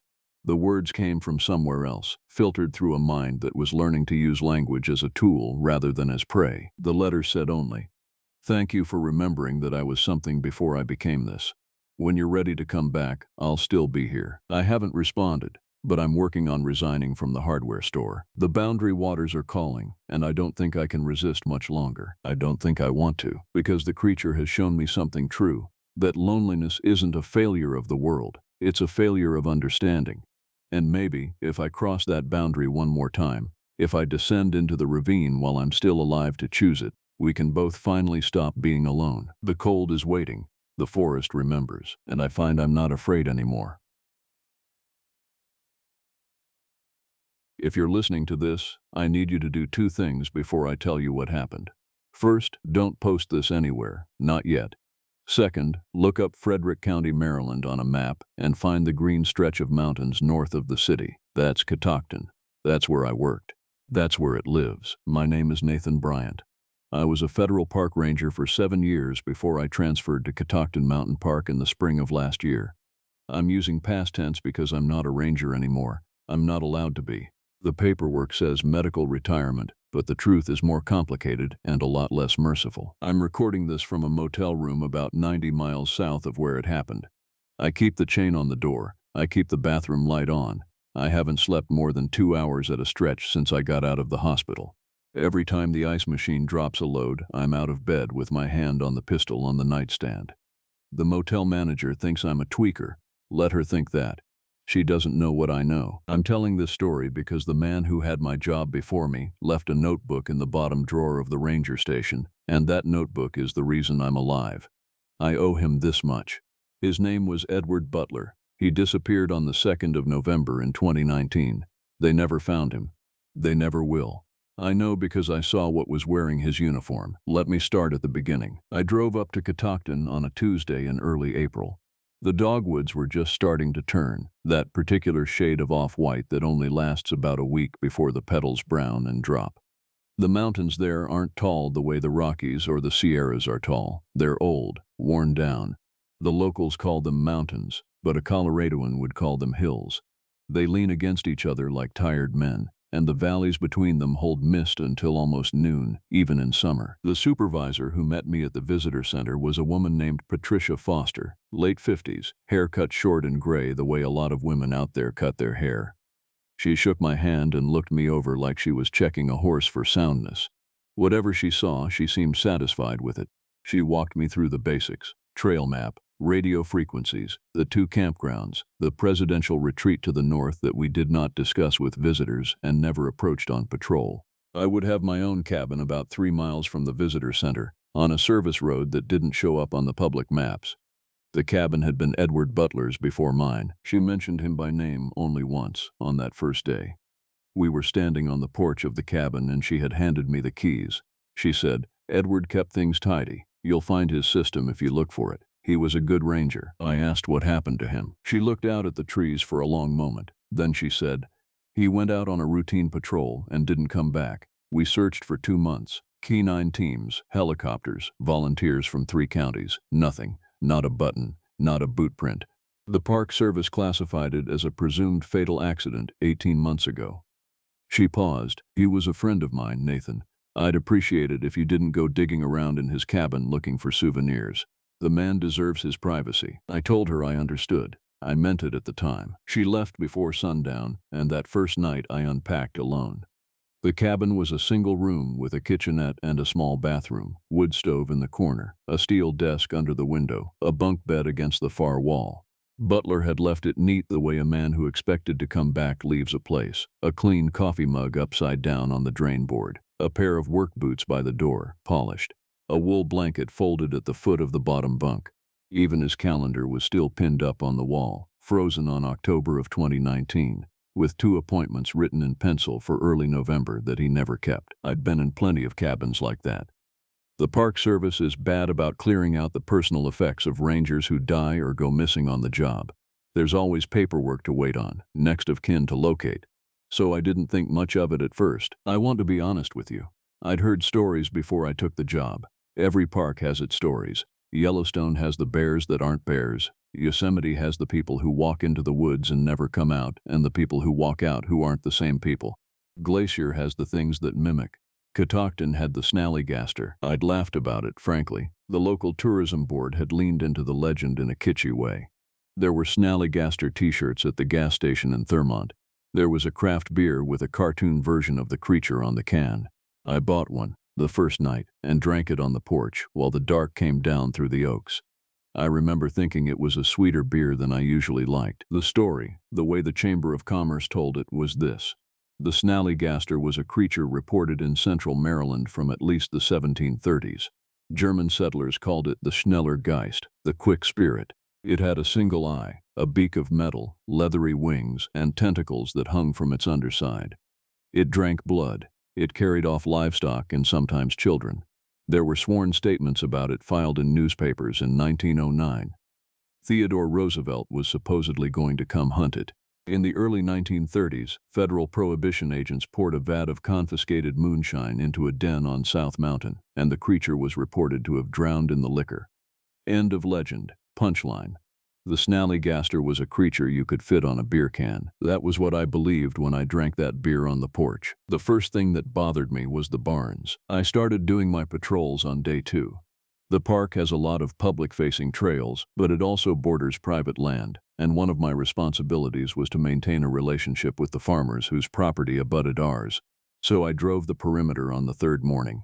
Got out at each gate, made introductions, dropped off my card. About 6 miles in, I noticed the painted stars. They were tin, a couple of them, but most were painted directly onto the wood, always on the doors of the older barns. Always 7-pointed, always with a kind of swirling pattern inside, sometimes red, sometimes black, sometimes a pale yellow that had faded to almost nothing.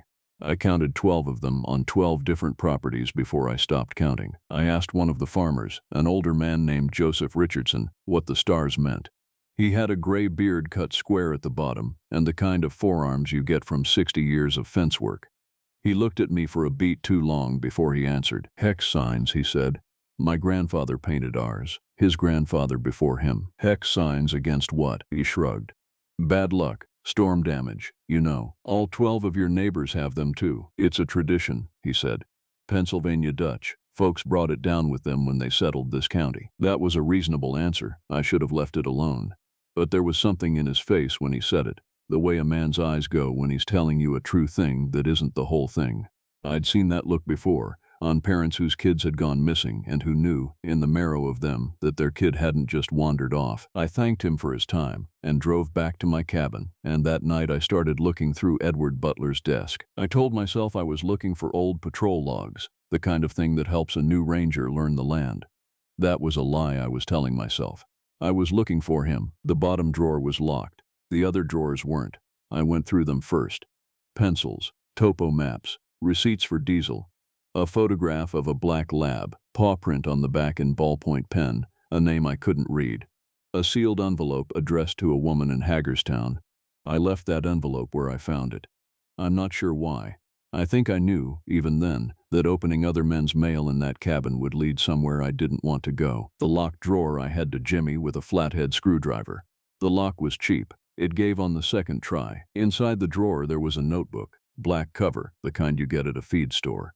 There was a service revolver, an older one, oiled and loaded with 5 rounds of what looked like custom ammunition, brass casings with dull silver tips.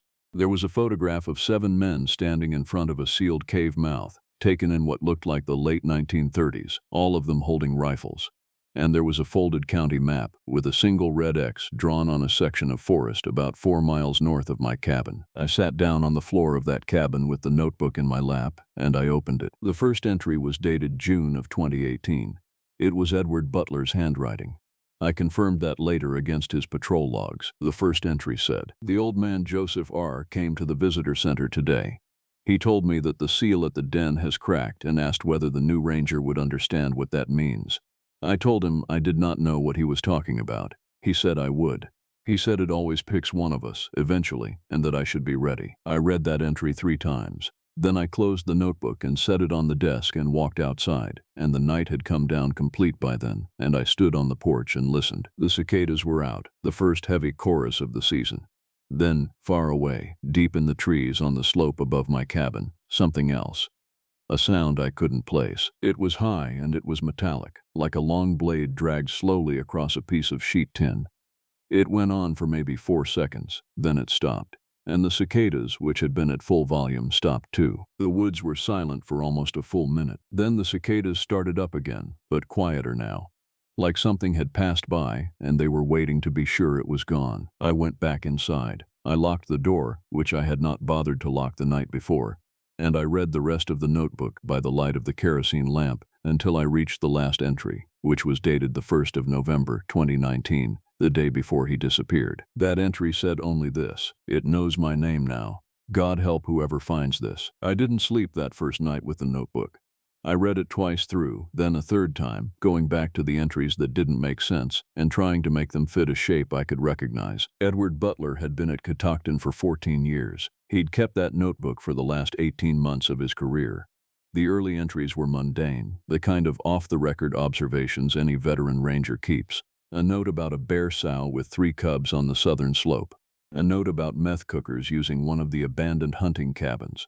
A note about a missing hiker who turned up 2 days later in a Frederick hospital, dehydrated but alive. Then in October of 2018, the entries changed. He started to write about Joseph Richardson.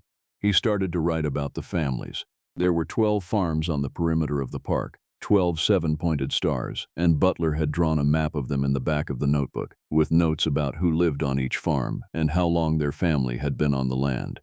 Some of those families had been there since the 1750s. The 12 farms formed a rough circle around a section of forest in the northern part of the park. A section that was off-trail, deep, full of rhododendron thickets so dense you couldn't push a body through them without a machete and an hour's patience. Butler had drawn an X in the center of that circle. The same X is on the folded map in his drawer. The entries from late 2018 were notes from conversations with old men. Joseph Richardson had told him things. So had a man named Henry Collins, who lived on a farm at the southwest corner of the circle, and a woman named Patricia Foster, who I was startled to recognize as my new supervisor. According to those notes, here is what those old men and that one woman had told Edward Butler. In 1932, after Prohibition agents poured 120 gallons of illegal moonshine into a cave on South Mountain, the creature inside had not died. It had been driven mad.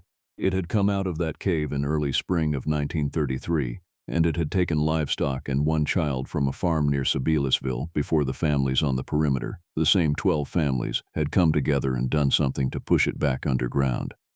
Butler did not write down what they did. He only wrote they sealed it with what was sealed before, which I took to mean nothing and everything. After the sealing, an arrangement was made. The 12 families would keep the seal. They would pass the responsibility down through their children, and once a year, in late October, they would leave a quantity of livestock at the mouth of the den, sheep, mostly, sometimes a calf. The creature would feed, and the seal would hold, and the woods around Catoctin Mountain would remain quiet. The 7-pointed stars on the barns were not Pennsylvania Dutch hex signs. They were marks of the families who had taken the oath. Anyone outside that circle was prey. Anyone inside it was protected. Edward Butler had asked Joseph Richardson why he was being told this. Richardson had told him that the seal was failing. The families were getting old. Their children had gone to Frederick or Baltimore or Washington, married outside the county, sold off pieces of their land. There weren't 12 full families anymore. There were maybe 7, and some of those 7 were thin. The annual offering had been short for 3 years running. The thing under the mountain was waking up. And Butler, as the federal ranger, was the only person with both the authority to walk into the woods unchallenged and the obligation to do something about it. I read all of this on my first night at Catoctin, in a small cabin at the end of a service road, with my doors locked and my supervisor's name in a notebook I was not supposed to have. You can imagine what I thought. I thought Edward Butler had lost his mind. I thought he had been a good ranger for 14 years, and then something had cracked in him, the way it cracks in some men who spend too long alone, and he had gotten taken in by a piece of folk theater that the local farmers had been performing for their own amusement for 200 years. I thought he had wandered off into the woods looking for a cave that didn't exist and died of exposure or a fall, and I thought I would put the notebook back in the drawer and lock it and forget about it. I drove into Thurmont the next morning. I went to the diner where the local farmers ate breakfast, the one with the orange vinyl booths and the cracked Formica counter. And I sat at the counter and ordered eggs and listened. The men at the booth behind me were talking about a calf that had been killed on a farm out by Lewistown. Drained of blood, they said. Punctures on the throat, 2 of them, about an inch apart. The county was telling people it was coyotes. The men in the booth did not think it was coyotes. One of them said, "That's the 3rd one this month." Another said, "Henry's getting too old to keep up with it." A third said, "We should talk to the new ranger." The first one said, "The new ranger doesn't know yet." I paid my check and left without finishing my eggs. I drove back up the mountain, and I stopped at Joseph Richardson's farm, and I knocked on his door, and when he opened it I told him I had read the notebook. He looked at me for a long time. Then he held the door open and stepped aside. His kitchen smelled like coffee and wood smoke. There were dried herbs hanging from the ceiling and a black iron skillet on the stove. He sat me down at his kitchen table, and he poured me a cup of coffee, and he said, "What did Edward tell you?" I told him everything I had read. The arrangement, the offering, the seal, the 12 families. He listened without interrupting. When I was done, he said, "Edward got it about right. He missed a few things, but mostly right." "Mr. Richardson," I said, "I have to ask you, what happened to him?" The old man set his coffee cup down. He looked out the window. The morning sun was coming through the curtains and lighting up the dust motes between us. "He went out to the den," Richardson said. "He told me the night before. He said he was going to look at it, to see for himself. I told him not to. I told him there was nothing to see that wouldn't see him back. He went anyway." "Did you go after him?" "We searched. The whole circle searched. We were the first ones up there, before the K9 teams, before the helicopters. We found his radio, we found his hat. We did not find him." "What did you find at the den?" He looked at me then. There was something in his face that I had to keep myself from looking away from. "The seal was open," he said. "Not broken. Open. Like a door someone had walked through and pulled shut behind them." I sat with that for a long moment. "Mr. Richardson," I said, "I need you to take me there." He shook his head. "No. Son, you don't want that." "I'm a federal officer," I said. "A man in my position is missing and presumed dead, and you are telling me you know where he went. I am telling you with respect that you will take me to that location, or I will make a call that ends with the FBI on your porch by Thursday." He looked at me a long time after I said that. Then he said, "I'll take you tomorrow at first light, but I want you to do something tonight first." "What?" "I want you to sit on your porch and listen after it gets full dark. I want you to hear what's up there. And then I want you to decide, in the morning, whether you still want me to take you to it. If you do, I will. If you don't, I'll understand, and I'll never speak of it to you again. Either way is a choice a man can make." I told him that was fair. I went back to my cabin. I cleaned the revolver in Butler's drawer. I checked the silver-tipped rounds. I made a sandwich I couldn't eat. And when the dark came down at about 8:15, I took a folding chair out onto the porch, and I sat, and I listened. For the first hour there was nothing but the cicadas and a barred owl somewhere down the slope. Then, around 9:30, the cicadas stopped. It was that same metal-on-metal sound from the first night, but closer this time, maybe a half mile up the slope. It went on for almost 10 seconds. Then there was a wet sound, hard to describe, like a heavy sack being dragged through mud. Then the metal sound again, briefer. Then I heard, very clearly, a man's voice call my name. Nathan. The voice was familiar. I had heard it before, but I could not place where. Nathan, come here. The cicadas had not started back up. I did not call back. I sat on that porch with the revolver in my lap and I did not move. After about a minute, the voice spoke a third time. It said, Nathan, it's Edward. I came back. Come help me. That was when I knew where I had heard the voice. I had not heard it. I had read it. The cadence of his sentences in the notebook, the little verbal tics, the way he started declarative statements with the subject pronoun, the way he repeated the name of the person he was speaking to. Whatever was up there, it had read his notebook too. Or it had taken the voice straight out of him. I went inside. I shut the door. I locked it. I did not sleep. In the morning, Joseph Richardson knocked on my cabin door at 5:15. I opened it. He looked at my face and he nodded once. You heard it, he said. I heard it. Still want to go? Yes. He looked at me for a beat. All right, he said. Bring the gun, bring the silver, and do exactly what I tell you to do. We went on foot. Richardson said vehicles spooked it, and we did not want it spooked. He carried an old break-action shotgun that had been his father's, loaded with shells he had loaded himself. He would not tell me what was in them. He said only, the same things in yours. The hike was about 2 miles up from his back pasture. The first mile was through cleared woodlot, the trees spaced and the underbrush light. The second mile changed. The rhododendron began about where the slope started to steepen, and within 20 minutes we were pushing through thickets so dense I could not see Richardson 3 feet ahead of me. There was no trail. He moved by memory, ducking branches I had to fight, sliding through gaps that closed behind him before I reached them. He stopped about an hour in, at the base of a rock outcrop that I would never have found on my own. He held up his hand. We listened. The woods were not silent. They were quiet, which is different. There were birds, far off.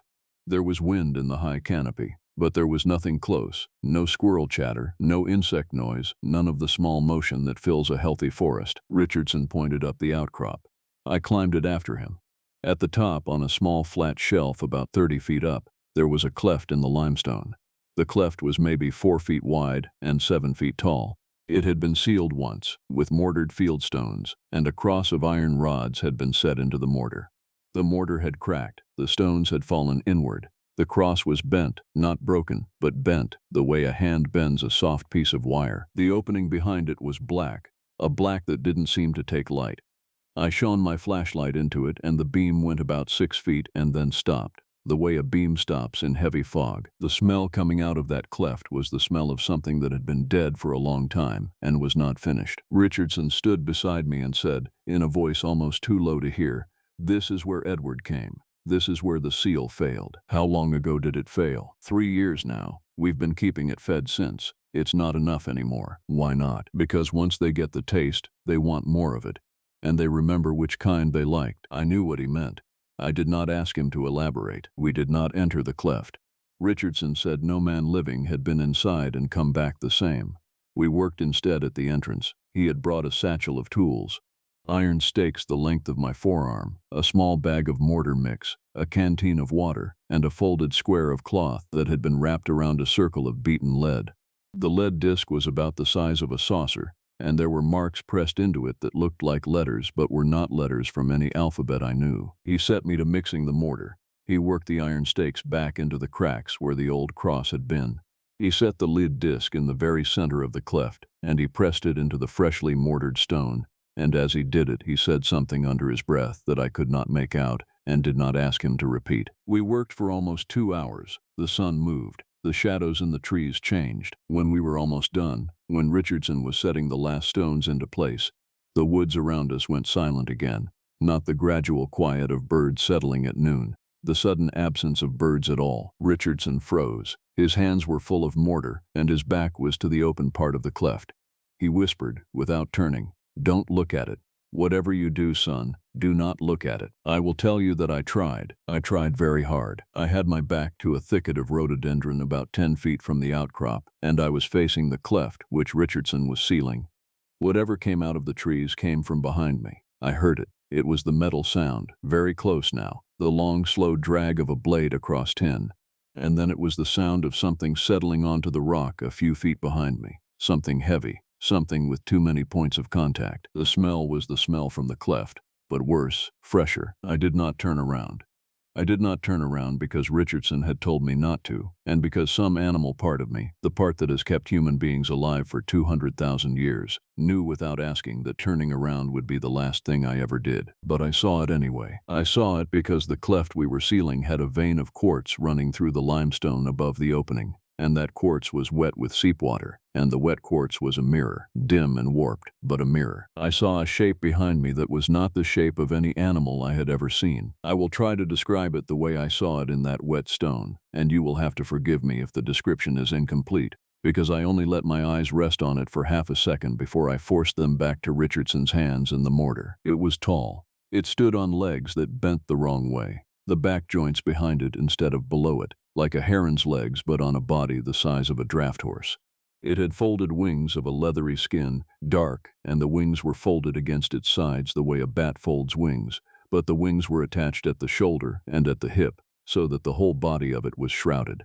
It had one eye. The eye was forward, centered above a beak that looked like beaten copper, dull and dented and old.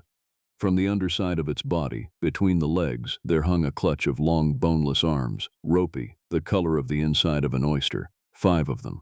6. I could not count. But what I remember most, what I will remember when I am dying, is that the beak was open, and there was something inside the beak. Not teeth. A face. A small, pale, human face, set far back in the throat where the tongue should be, and the face was looking at me. And the face had Edward Butler's eyes. I made a sound. I could not help it. It was small. It was the sound a dog makes when it is afraid of something it does not understand. The thing on the rock behind me made a sound back. It was the same sound, an exact copy. The tone, the pitch, the catch in the throat. It mimicked me. Richardson's hands did not stop moving.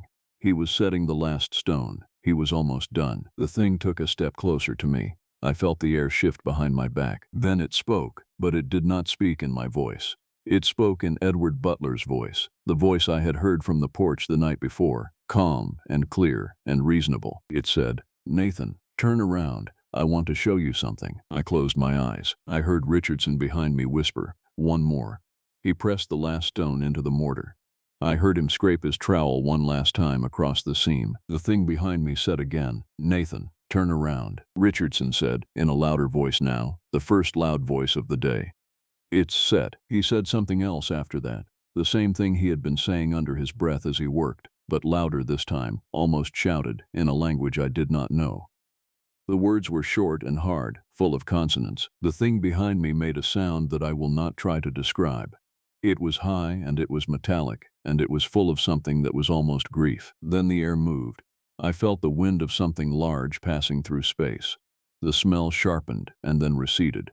I heard branches crack at the edge of the clearing, a heavy passage through the rhododendron, the sound of something pulling itself away. I opened my eyes when Richardson touched my shoulder. The clearing was empty. The cleft was sealed. The lead disc gleamed in the new mortar, like a coin set in fresh bread. Richardson was breathing hard. He was an old man, and the work and the fear had taken something out of him, and he sat down heavily on a stone and put his hands on his knees. "It's not gone," he said. "Just back inside. The seal will hold for a while, not as long as it used to, but a while." "How long?" "Long enough for me to die," he said. "Past that, son, that's your problem." I looked at him. "Mine." "You read the notebook. Edward chose you. The thing that came out tonight knew your name. It only knew my name because it heard you say it." He looked at me with a kind of pity then. "It knew your name before you got here," he said. "It knew your name when the Park Service hired you. It always knows the next one. That's how it eats." We came down off the mountain in silence after that. He walked ahead of me, slower than he had on the way up. When we reached his pasture, the sun was going down. He turned to me at the gate and he said, "Come for dinner tomorrow. I'll explain the rest." I did not go to dinner the next day. I went back to my cabin, and I packed my truck, and I drove. I made it as far as the foot of the service road before I saw the figure standing in the middle of it. He was wearing a Park Service uniform. The uniform was filthy, mud-stained, the sleeves torn. He stood with his back to my headlights. His shoulders were the shoulders of a man Edward Butler's height. The Park Service patch on his sleeve was the right patch. He did not turn around. He said, in Butler's voice, "Nathan, come here. I want to show you something." I put the truck in reverse and I drove backward up the service road for almost a mile before I dared to turn around. That was the night I called Patricia Foster. Patricia Foster met me at the diner in Thurmont the next morning, the same diner where I had heard the men talk about the Lewistown calf. She looked at me when I came in, and she did not look surprised to see me, and she did not look surprised to see the state I was in. I sat down across from her. I did not order anything. I told her, quietly, that I had read Edward Butler's notebook. I told her I had been up to the cleft with Joseph Richardson. I told her what I had seen on the service road the night before. She listened without interrupting. When I was done, she folded her hands on the table, and she said, "Edward did not choose you, Nathan. I did." I did not say anything. "Joseph believes Edward chose his successor by leaving the notebook," she said. "Joseph believes a lot of things. Joseph is an old man with a long family memory and a great deal of fear, but the truth is that I am the one who decides which ranger gets sent up here. I have been deciding it for 19 years. There is a list of qualifications. You met them. What qualifications? No close family, no spouse, no children. A reputation for keeping your mouth shut. A clean disciplinary record so that nothing you say later, if you say anything later, will be believed." I felt something cold come into me when she said that. Why? Because the seal needs maintenance. Because Joseph and the others are old. Because there are not 12 families anymore, and the offering is no longer enough. Because the Park Service has unparalleled access to that mountain, and a federal officer has the authority to close trails and reroute hikers and keep witnesses out. And a single ranger living in a single cabin is the cleanest way to manage a problem that has been managed in this county for almost 300 years. You sent Butler up there to die. I sent Edward up there to maintain the seal. He died because he went into the den. I told him not to go into the den.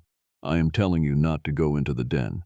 You can do this job for 30 years and retire and never see the thing if you do it correctly. I saw it yesterday. Joseph took you to it. That was Joseph's choice. Joseph is, in his way, trying to do you a kindness. He believes that a man who has seen it cannot leave it. He believes that the only way for the next ranger to take the work seriously is to know what the work is. She paused. She turned her coffee cup in its saucer. "He may be right about that," she said. "I have always disagreed with him. I have always thought it was kinder to keep the rangers in ignorance and let them feel that they were maintaining a strange but reasonable arrangement with eccentric local farmers." Edward agreed with me, until he didn't. Edward got curious. You see what curiosity buys in this country. I sat there for a long time. The waitress came and went. Patricia ordered me a coffee that I did not drink. I said, eventually, "What about the figure on the road last night?" She looked at her hands. "That is the part," she said, "that I cannot explain, and that none of us can explain, and that nobody wants to talk about. The thing under the mountain copies what it eats. Voice, manner, sometimes face. It uses what it has copied to call the next one in. We do not know if anything of Edward is left in there. We hope not. If you see him again, you do not approach. If he speaks to you, you do not answer. If you answer, the next time he comes, he will be closer. And if I leave the county, if I quit and drive west and never come back, then you live a long life. The thing is bound to the mountain. The seal limits it. It cannot follow you.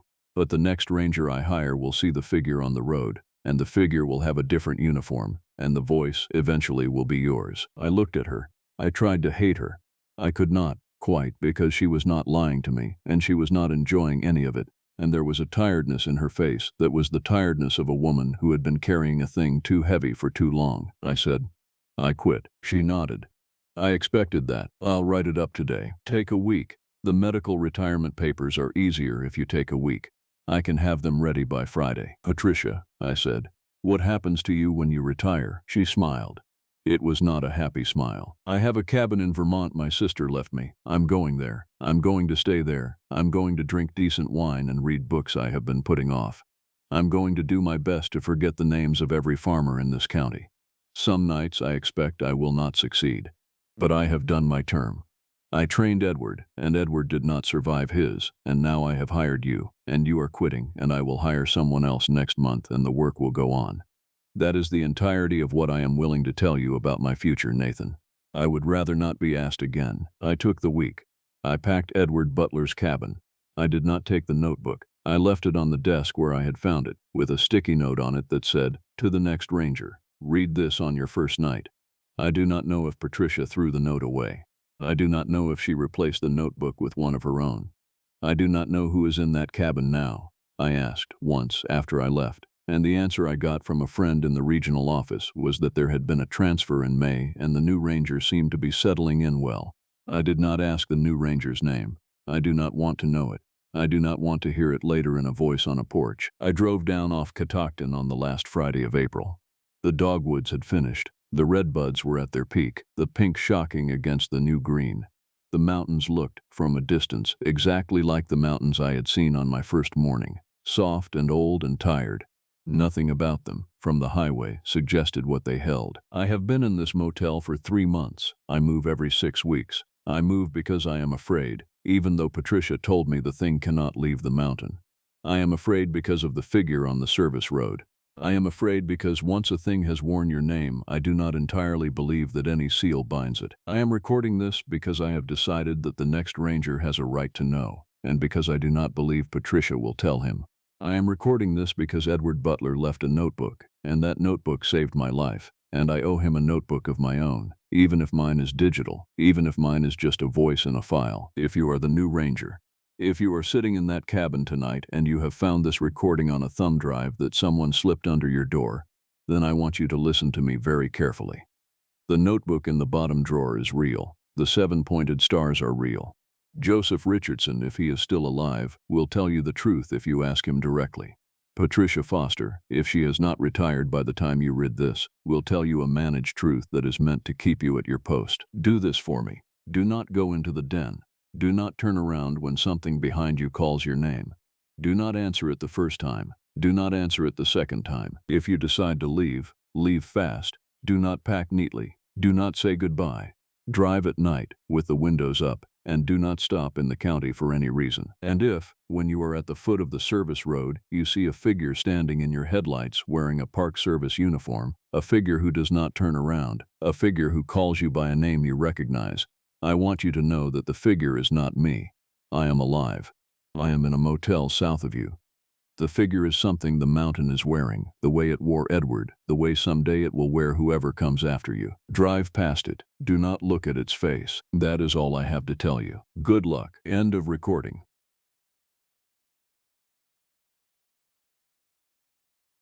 At 40 below, the snow does not lie. The cold turns it to something like wet plaster, and it takes a perfect cast of everything that crosses it.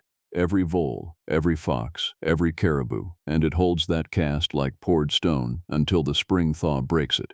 A man who can read snow can read the whole night written out on the ground in the morning. Every visitor, every kill, everything that came near his door and stood and thought about it and moved on. So when I tell you that something walked a slow circle all the way around my cabin in the night, on 2 legs, in prints I could have dropped both my fists into, I am not telling you a feeling I had in the gloom. I am telling you what the snow showed me at first light, plain as ink on a page, and I am telling you that the circle had no beginning and no end. It did not come from the trees, it did not go back to them. It was simply there, all the way around the cabin, as if the thing that made it had started in the air and finished in the air, and in between had walked one full ring around the 4 walls I was sleeping inside of. I am a backcountry ranger in the Brooks Range, in Arctic Alaska, the most remote country left under the flag. This is what happened the autumn I went north to check on an old man who had stopped answering his radio and learned why some of the men who winter out here do not all come back. Let me square away the small business quick, the way you do before the weather closes a window, because there is weather in this one and the window does not stay open long. If you want to be along for the next run, subscribe to the channel and switch that notification bell on so you are in the plane with me the next time I fly out towards something I should probably have left alone. And press the like button while it is on your mind. It is nothing to you, and it is a great deal to a story like this, which only reaches the right ears when enough of you give it that small shove. Then do me a kindness down in the comments. Put down where you are tonight, the town and the country, and the time showing on your clock as you listen. I like knowing how far north and south and across the world a single story travels in one night, and how many of us are awake out here in the quiet together, and I will not insult either of us by pretending. I have been at this long enough to know your thumb has not gone anywhere near that like button yet. So here is the whole of it. Press it now, while we are still on the gravel strip with the engine warm, and I give you my word I will not raise it again once we are in the air. Go on, press it. Good. Let us get loaded and fly. The first thing you have to understand is the size of the country, because the size of it is the whole reason a thing like this can be true and still stay hidden. The Brooks Range is the northernmost mountain range in this nation, a wall of bare gray peaks that runs east to west across the top of Alaska, above the Arctic Circle, dividing the boreal forest of the interior from the great empty tundra of the North Slope that runs on to the frozen ocean.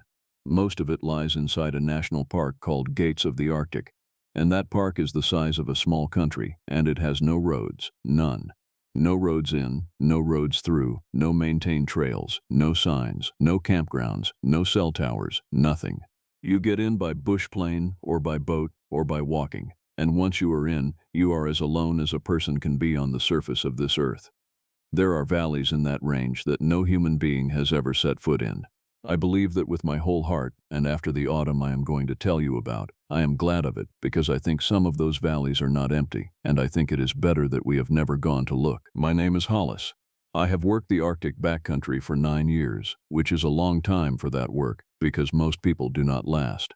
The cold breaks them, or the dark of the long winter breaks them, or the loneliness does, and they go back south within a season or two. It did not break me. I came north because the South had nothing left for me that I wanted, the details of which I will keep, and I found that the bigger and emptier and colder the country got, the quieter the thing inside me got, until up here, in the biggest, emptiest, coldest country there is, it finally went silent altogether, and I could breathe. Some men need people. I needed the opposite of people, and the Brooks Range is the most of that you can get. The work in a place with no roads and no trails is mostly about the few people who do come, and the few who live out there year-round. In the short summer there are float trips, hunters, the rare hardy backpacker, and we keep what track of them we can. But my district had a handful of permanent residents too, subsistence trappers and old sourdoughs who lived the old way at cabins scattered across hundreds of miles of country. Men who had been out there longer than the park had existed and had a legal right to stay, and who wintered alone in the deep cold with a wood stove and a rifle and a radio. And a big part of my job was keeping a loose watch on them, especially through the freeze-up and the winter, because out there a broken leg or a failed stove is a death sentence, and the only thread between those men and the rest of the living world was a scheduled radio call, once a week, to the dispatch office in the village. The village at the south edge of my district was a small Gwich'in community. A few hundred people, Athabascan people whose families have lived in and around that range for thousands of years, who know that country in a way I will never know it no matter how many years I put in. I flew in and out of there, kept my gear there, knew the people a little. And there was an old man there, an elder named Joe Tritt, who I had come to respect more than almost anyone. A quiet, dignified man who had trapped and hunted that range his whole life and who, when he spoke, said exactly as much as he meant and not one word more. I mention him now because of one thing he said to me, later, and because the way the village people felt about certain country up in that range is part of this, and I did not understand it until it was nearly too late. In the last part of September, with the freeze-up coming on and the first real snow already down in the high country and the daylight shrinking fast toward the long winter, an old trapper named Amos Tiller missed his radio call. Amos was one of mine. He was somewhere past 70, and he had wintered alone for 40 years at a cabin far up a side drainage in the heart of the range, about as deep into that empty country as any person lived, a place you could only reach by landing a ski or tundra-tired plane on a gravel bar in the river, and then making your way up the valley on foot. He was a hard, capable, solitary old man, and he had never once in all those years missed a radio call because he knew as well as anyone what missing one meant. When he missed the first one, dispatch was concerned. When he missed the second, a week later, it became my job to fly out and check on him, because a man like Amos Tiller did not miss 2 radio calls unless something had gone very wrong. I chartered the bush pilot I always used, a lean, weathered man named Sig On, who flew a battered little Super Cub on tundra tires and had been landing it on gravel bars and ridgelines in that range for 30 years. Sig was a man of few words and dry ones.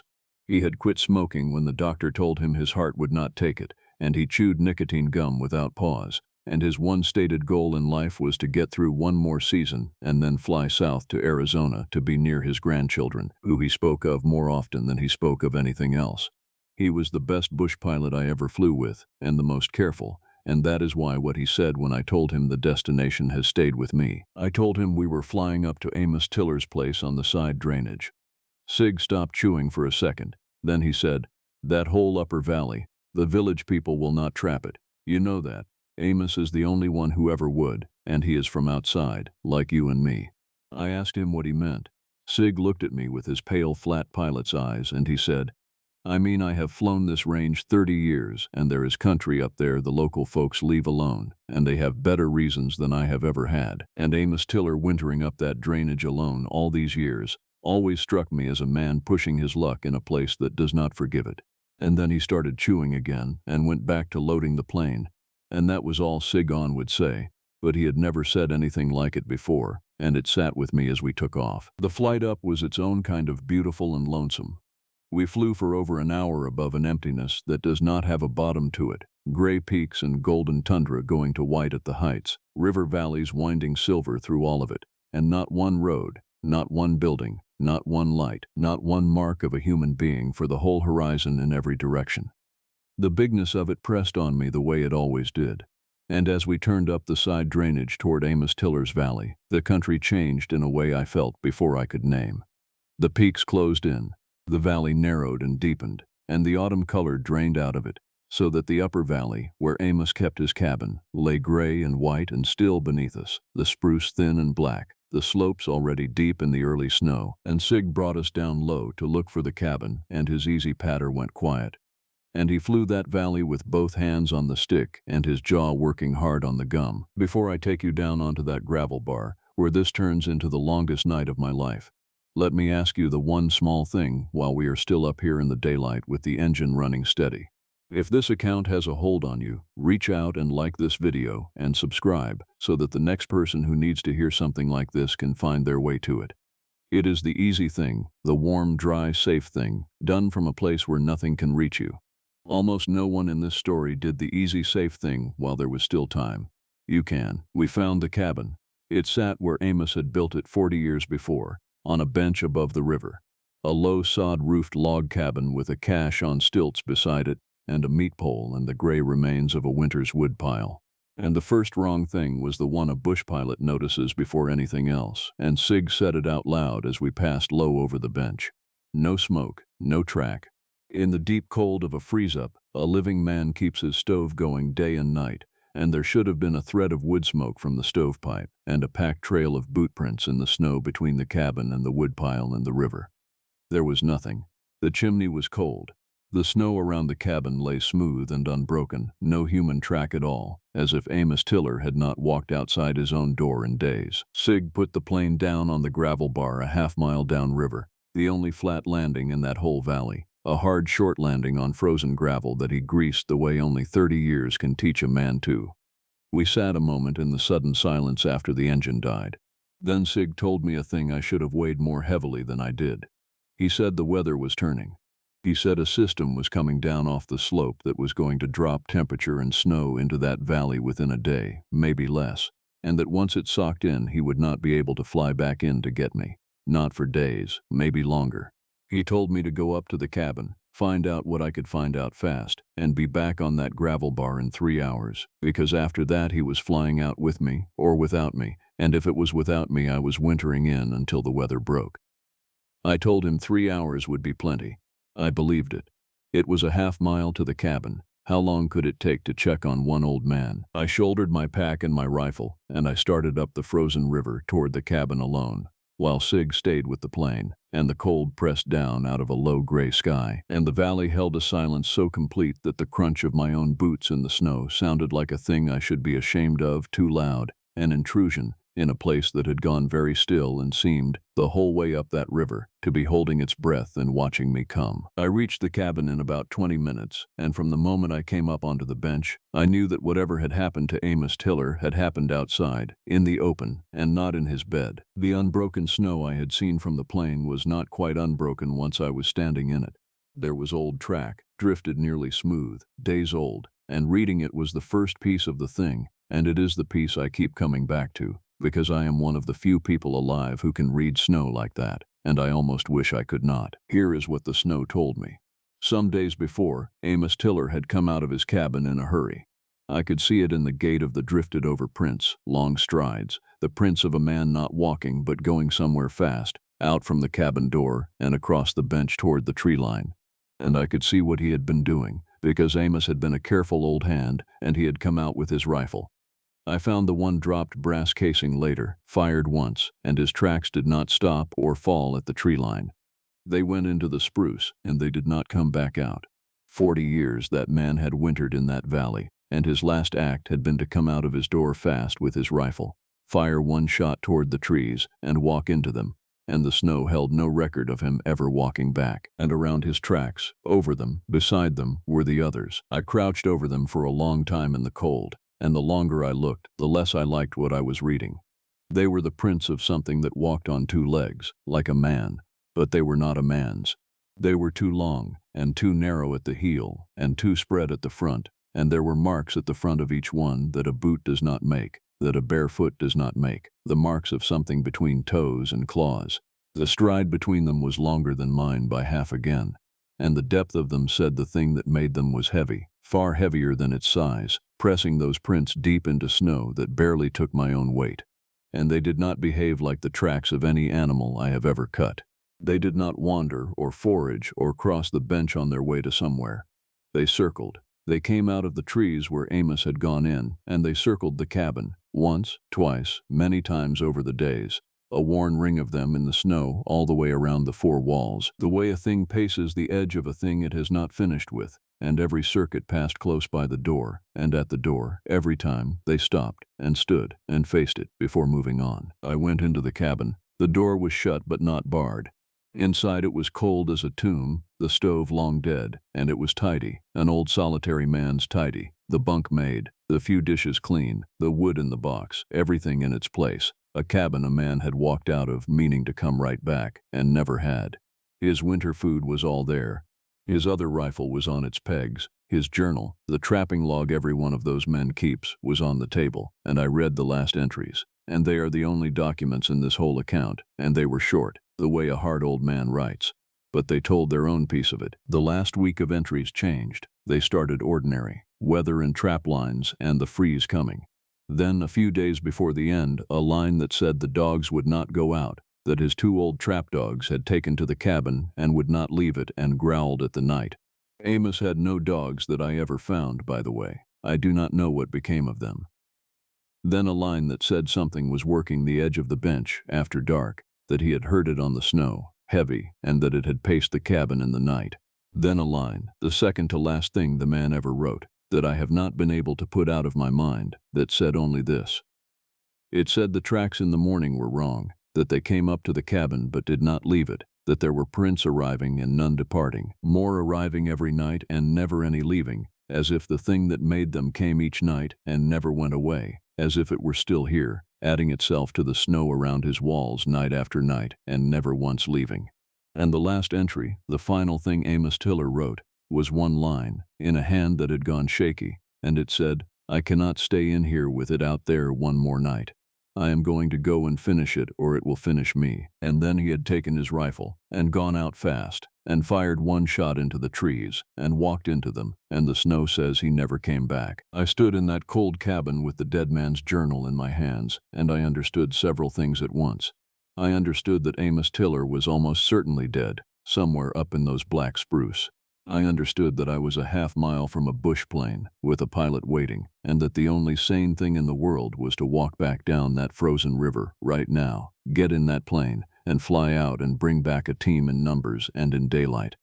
And I understood, with a cold that had nothing to do with the temperature, that I had been on that bench for the better part of an hour reading those tracks, and that the light was already failing, because at that latitude in late September the day is short and getting shorter, and that the gray afternoon was sliding toward the long blue dusk, and that I had badly misjudged how much of my 3 hours I had spent kneeling over the story written in the snow. I left the cabin and started back down the river fast, and I had gone no more than a few hundred yards when I heard, behind me, up on the bench by the cabin I had just left, the crunch of something heavy stepping down into the snow.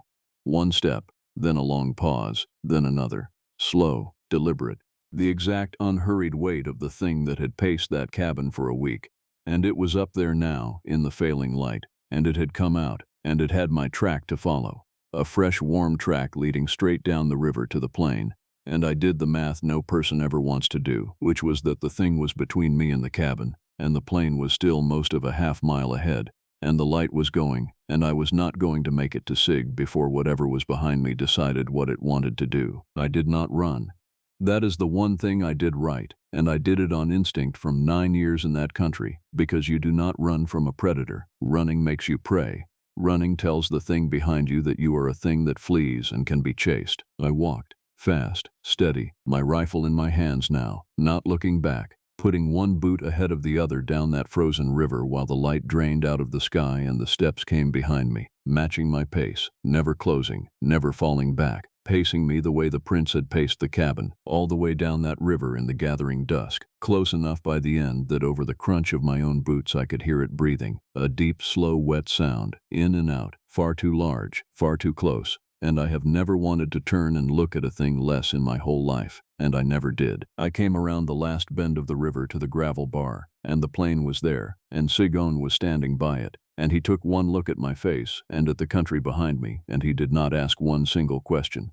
He had the engine going before I reached the wing, and as I threw my pack in and climbed up after it, I looked back, finally, just once, down the river the way I had come, into the blue gloom under the spruce, and I saw it, for less than a second, at the edge of the trees where the gravel bar met the forest, a tall, narrow, wrong shape, standing upright and motionless, and watching, taller than a man, the gloom and the distance mercifully taking the details, and then Sig had the throttle open and we were bouncing down that frozen gravel bar, and the shape did not move, it only watched us go, and then the Tundra tires left the gravel and we were climbing, and the valley fell away below us, gray and white and still, with that small dead cabin on its bench, and that small upright shape at the edge of the trees, and I have never been so glad to leave a place in my life, except we did not leave it. That is the part one have not told you yet. Because the weather Sig had warned me about came in faster than even he had thought it would, and it caught us in the air, and it did not let us out of that range. The storm came down off the north slope like a wall, and it caught us before we were 10 minutes out of Amos Tiller's valley. One moment we were climbing through gray air with the range spread out below us, and the next the visibility closed down to nothing, a white roaring blindness of snow and wind. The little plane bucking and dropping, and Sigon, the calmest man I ever flew with, had both hands locked on the controls and was saying low, steady things to the airplane the way Roy Naquin used to talk to his swamp. A constant murmur of, "Do not do that. There you go. Easy now. Hold together." He could not climb over it. He could not see through it. And he made the only call a 30-year bush pilot can make in that situation, which is that he was not going to fly a Super Cub blind into a mountain, and that he was going to put us down on the first thing he could find to put us down on while he could still see the ground at all. What he found was a long open ridge bench, wind-scoured and nearly bare of snow, and he set that plane down on it in a crosswind and a whiteout in a landing that I will not try to describe except to say that I have thought since that Sigon earned his whole life in that 1 minute. We came to a stop intact, more or less, and Sig shut it down, and we sat in the screaming white with the wind rocking the wings, and he spat his gum into a wrapper and put in a fresh piece and said, "Well, we are down, and we are not going anywhere until this blows out. Could be a day, could be 3. And then he told me the thing that turned a survival situation into the worst night of my life. He said the ridge bench we had landed on was, by his reckoning, only a couple of miles overland from Amos Tiller's valley. We had not gotten out of that country at all. We had come down right on the lip of it. There was a shelter cabin on that bench. That was the one piece of luck in it, and it was the reason Sig had picked that bench over any other, because he had known it was there. It was an old Park Service patrol cabin, a tiny one-room log shelter, kept stocked with a stove and firewood and emergency rations for exactly this kind of situation, a place for a downed pilot or a stranded ranger to wait out the weather. We got the plane tied down as best we could, and we fought our way the 100 yards through the whiteout to that cabin, and we got inside. And we got the stove going, and for the first time in hours I let myself believe we might be all right, that we would wait out the storm in a stout cabin with a fire and food, and fly out when it broke, and put that gray valley and the thing in it behind us for good. We were not all right. Because the thing from the valley came across those 2 miles in the storm, and it found us. It started a few hours into the night, when the storm was at its worst, the wind a solid roaring wall against the cabin walls. Over the top of the wind I heard it, the crunch of a heavy step in the snow outside, close to the wall. Then the long pause, then another, and I looked up, and I saw that Sigon had heard it too, that he had gone still with a stick of firewood in his hand, his head cocked, listening, and that the easy dryness had gone out of his face. The steps came around the cabin, slow, deliberate, the same weight, the same patience, the same unhurried circling that the snow around Amos Tiller's cabin had recorded over a week of nights. And it was here now, 2 miles across a mountain in a whiteout that should have killed any living thing caught out in it, circling our walls in the screaming gloom. Sig asked me, very low, what it was. I told him the truth, which was that I did not know, and that I had seen its track, and that it had taken Amos Tiller, and that the one thing I was sure of was that we were not going to open that door, not for anything, until the sun was up and the storm was gone. Sigon was not a man who frightened easily, but he was a man who had flown that country for 30 years and listened to the things the village people said and quietly believed more of them than he let on, and he did not argue with me. He set down the firewood, and he picked up the rifle, and we put our backs to the far wall, and we watched the door, and we waited. It circled us all night. Hour after hour, that slow, heavy step in the snow, around and around the cabin, close against the walls, and every circuit it would stop at the door and stand, and we would hear it breathe, that deep, wet sound, on the other side of 2 inches of old spruce, close enough that twice I saw the door shift very slightly in its frame, as something leaned its weight against it, testing it, patient, and then the steps would move on and circle again. It did not roar, it did not throw itself against the door, it did not try to break in. It was in no hurry at all. It had crossed a mountain in a killing storm to be at our door, and now that it was here it simply waited, and circled, and breathed, and let us feel it out there, and I came to understand, over those hours, that the patience was the worst of it, that this was a thing that had all the time in the world, that had paced Amos Tiller's cabin for a week before he broke and went out to it, and that it was prepared to do the same to us, to wait at the edge of our light and our warmth, until the waiting did to our minds what it had done to that old man's, until one of us could not stand it one more hour, and threw open the door and went out to finish it or be finished. Near the worst hour of that night, it tested us a different way. The steps stopped, the breathing stopped, and after a long silence, from just outside the door, in the gap between the gusts of wind, there came a voice. An old man's voice, thin and frightened and cold, and it said, "Hello, the cabin. This is Amos Tiller. I am froze near to death out here. For the love of God, let me in." And it was good. It was an old solitary man's voice, exactly.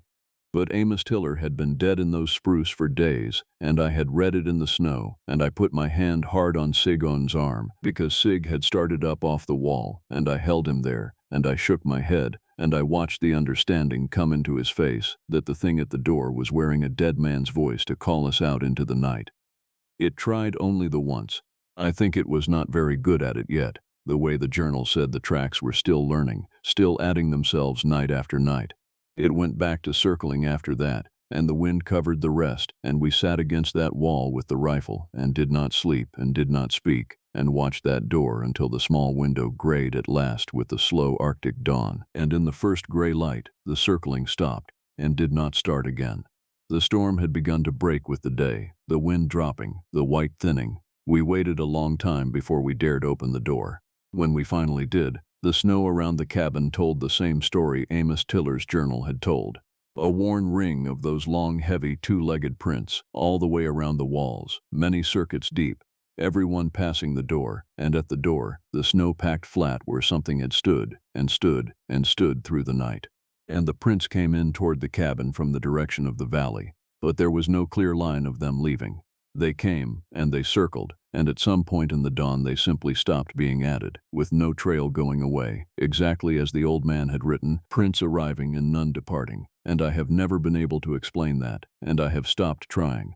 And it is the single detail out of all of this that visits me most in the night. The storm blew out by midday, and Sigon got us off that ridge. He dug the plane out and checked it over with his hands shaking from cold and no sleep, and he found it sound, and he flew us out of that range in clear, hard blue air, the country below us blinding white and beautiful and utterly silent, and neither of us said one word the whole way back to the village.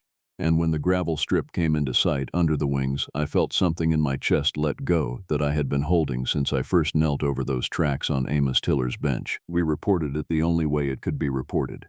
Amos Tiller, overdue trapper, found to have left his cabin in distress and not returned, presumed to have died of exposure or a fall in the backcountry after firing on what was likely a bear at his cabin, body not recovered.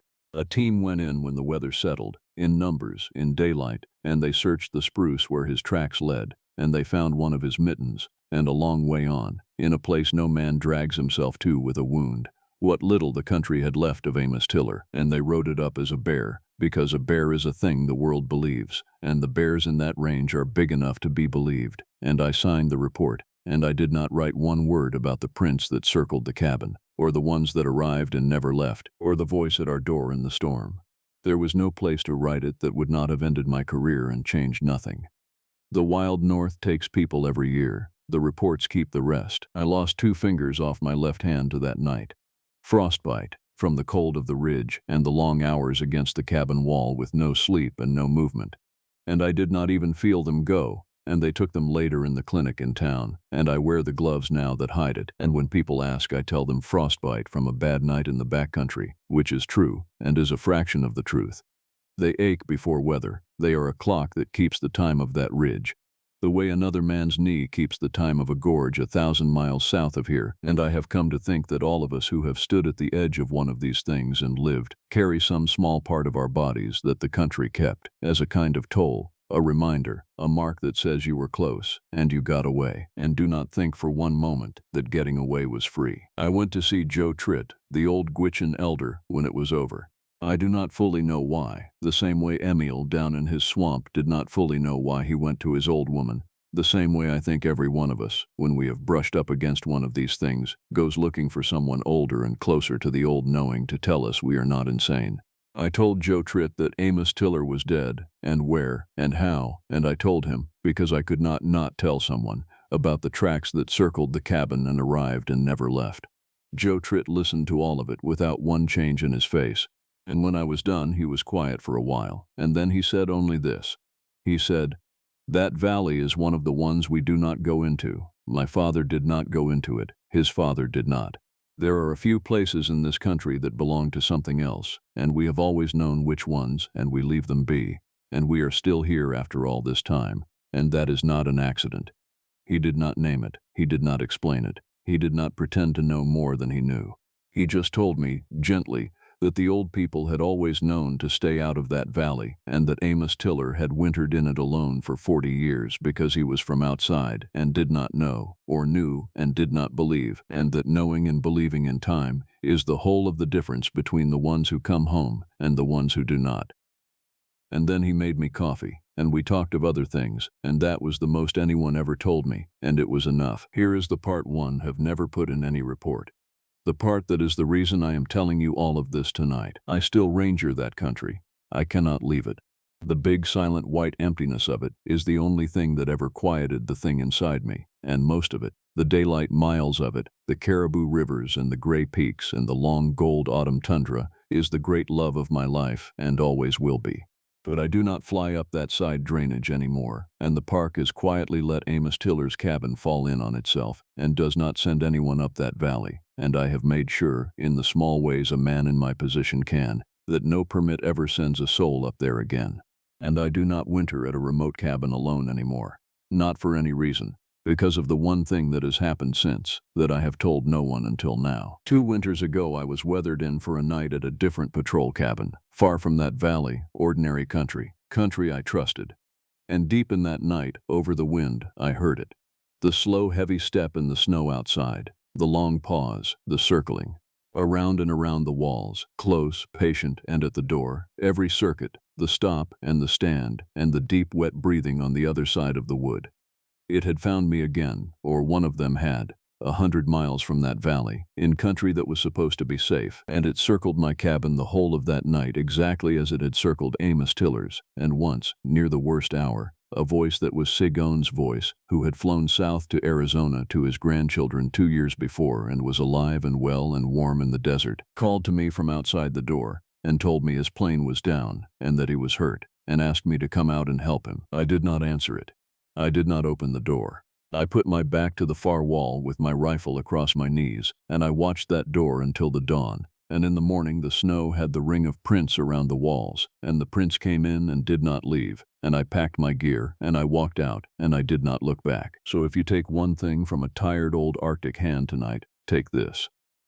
If you are ever wintering somewhere truly remote, somewhere truly cold and far from the lights of other people, and you wake in the night to the sound of something heavy walking a slow circle around your walls, around and around, patient, in no hurry, stopping at your door to stand and to breathe, then you must understand that it is not trying to break in. It does not need to. It is going to wait at the edge of your light and your warmth, as long as it takes, until the waiting wears your mind down to where you cannot stand one more circuit of it, and you throw open the door and walk out to face it, the way a hard old man finally did, because the not knowing became worse than the dying. Do not open the door. Do not answer the voice, no matter whose it is. Do not walk out to finish it. Keep the fire up and your back to the wall and wait for the light. The circling stops when the sun comes. It always stops when the sun comes. And in the morning you walk out into the cold and the brightness, and you go, and you do not look back at the ring it left in the snow, and you do not ever, as long as you live, winter alone again in the country where it found you, because the snow does not lie. And some nights it writes the same circle around your walls that it wrote around the walls of every man who did not come home before you. The only difference between you and them is whether you have learned, while there is still light to learn it by, to sit still inside your four walls and let it circle and never once go out to see what is making the prints that come and never leave.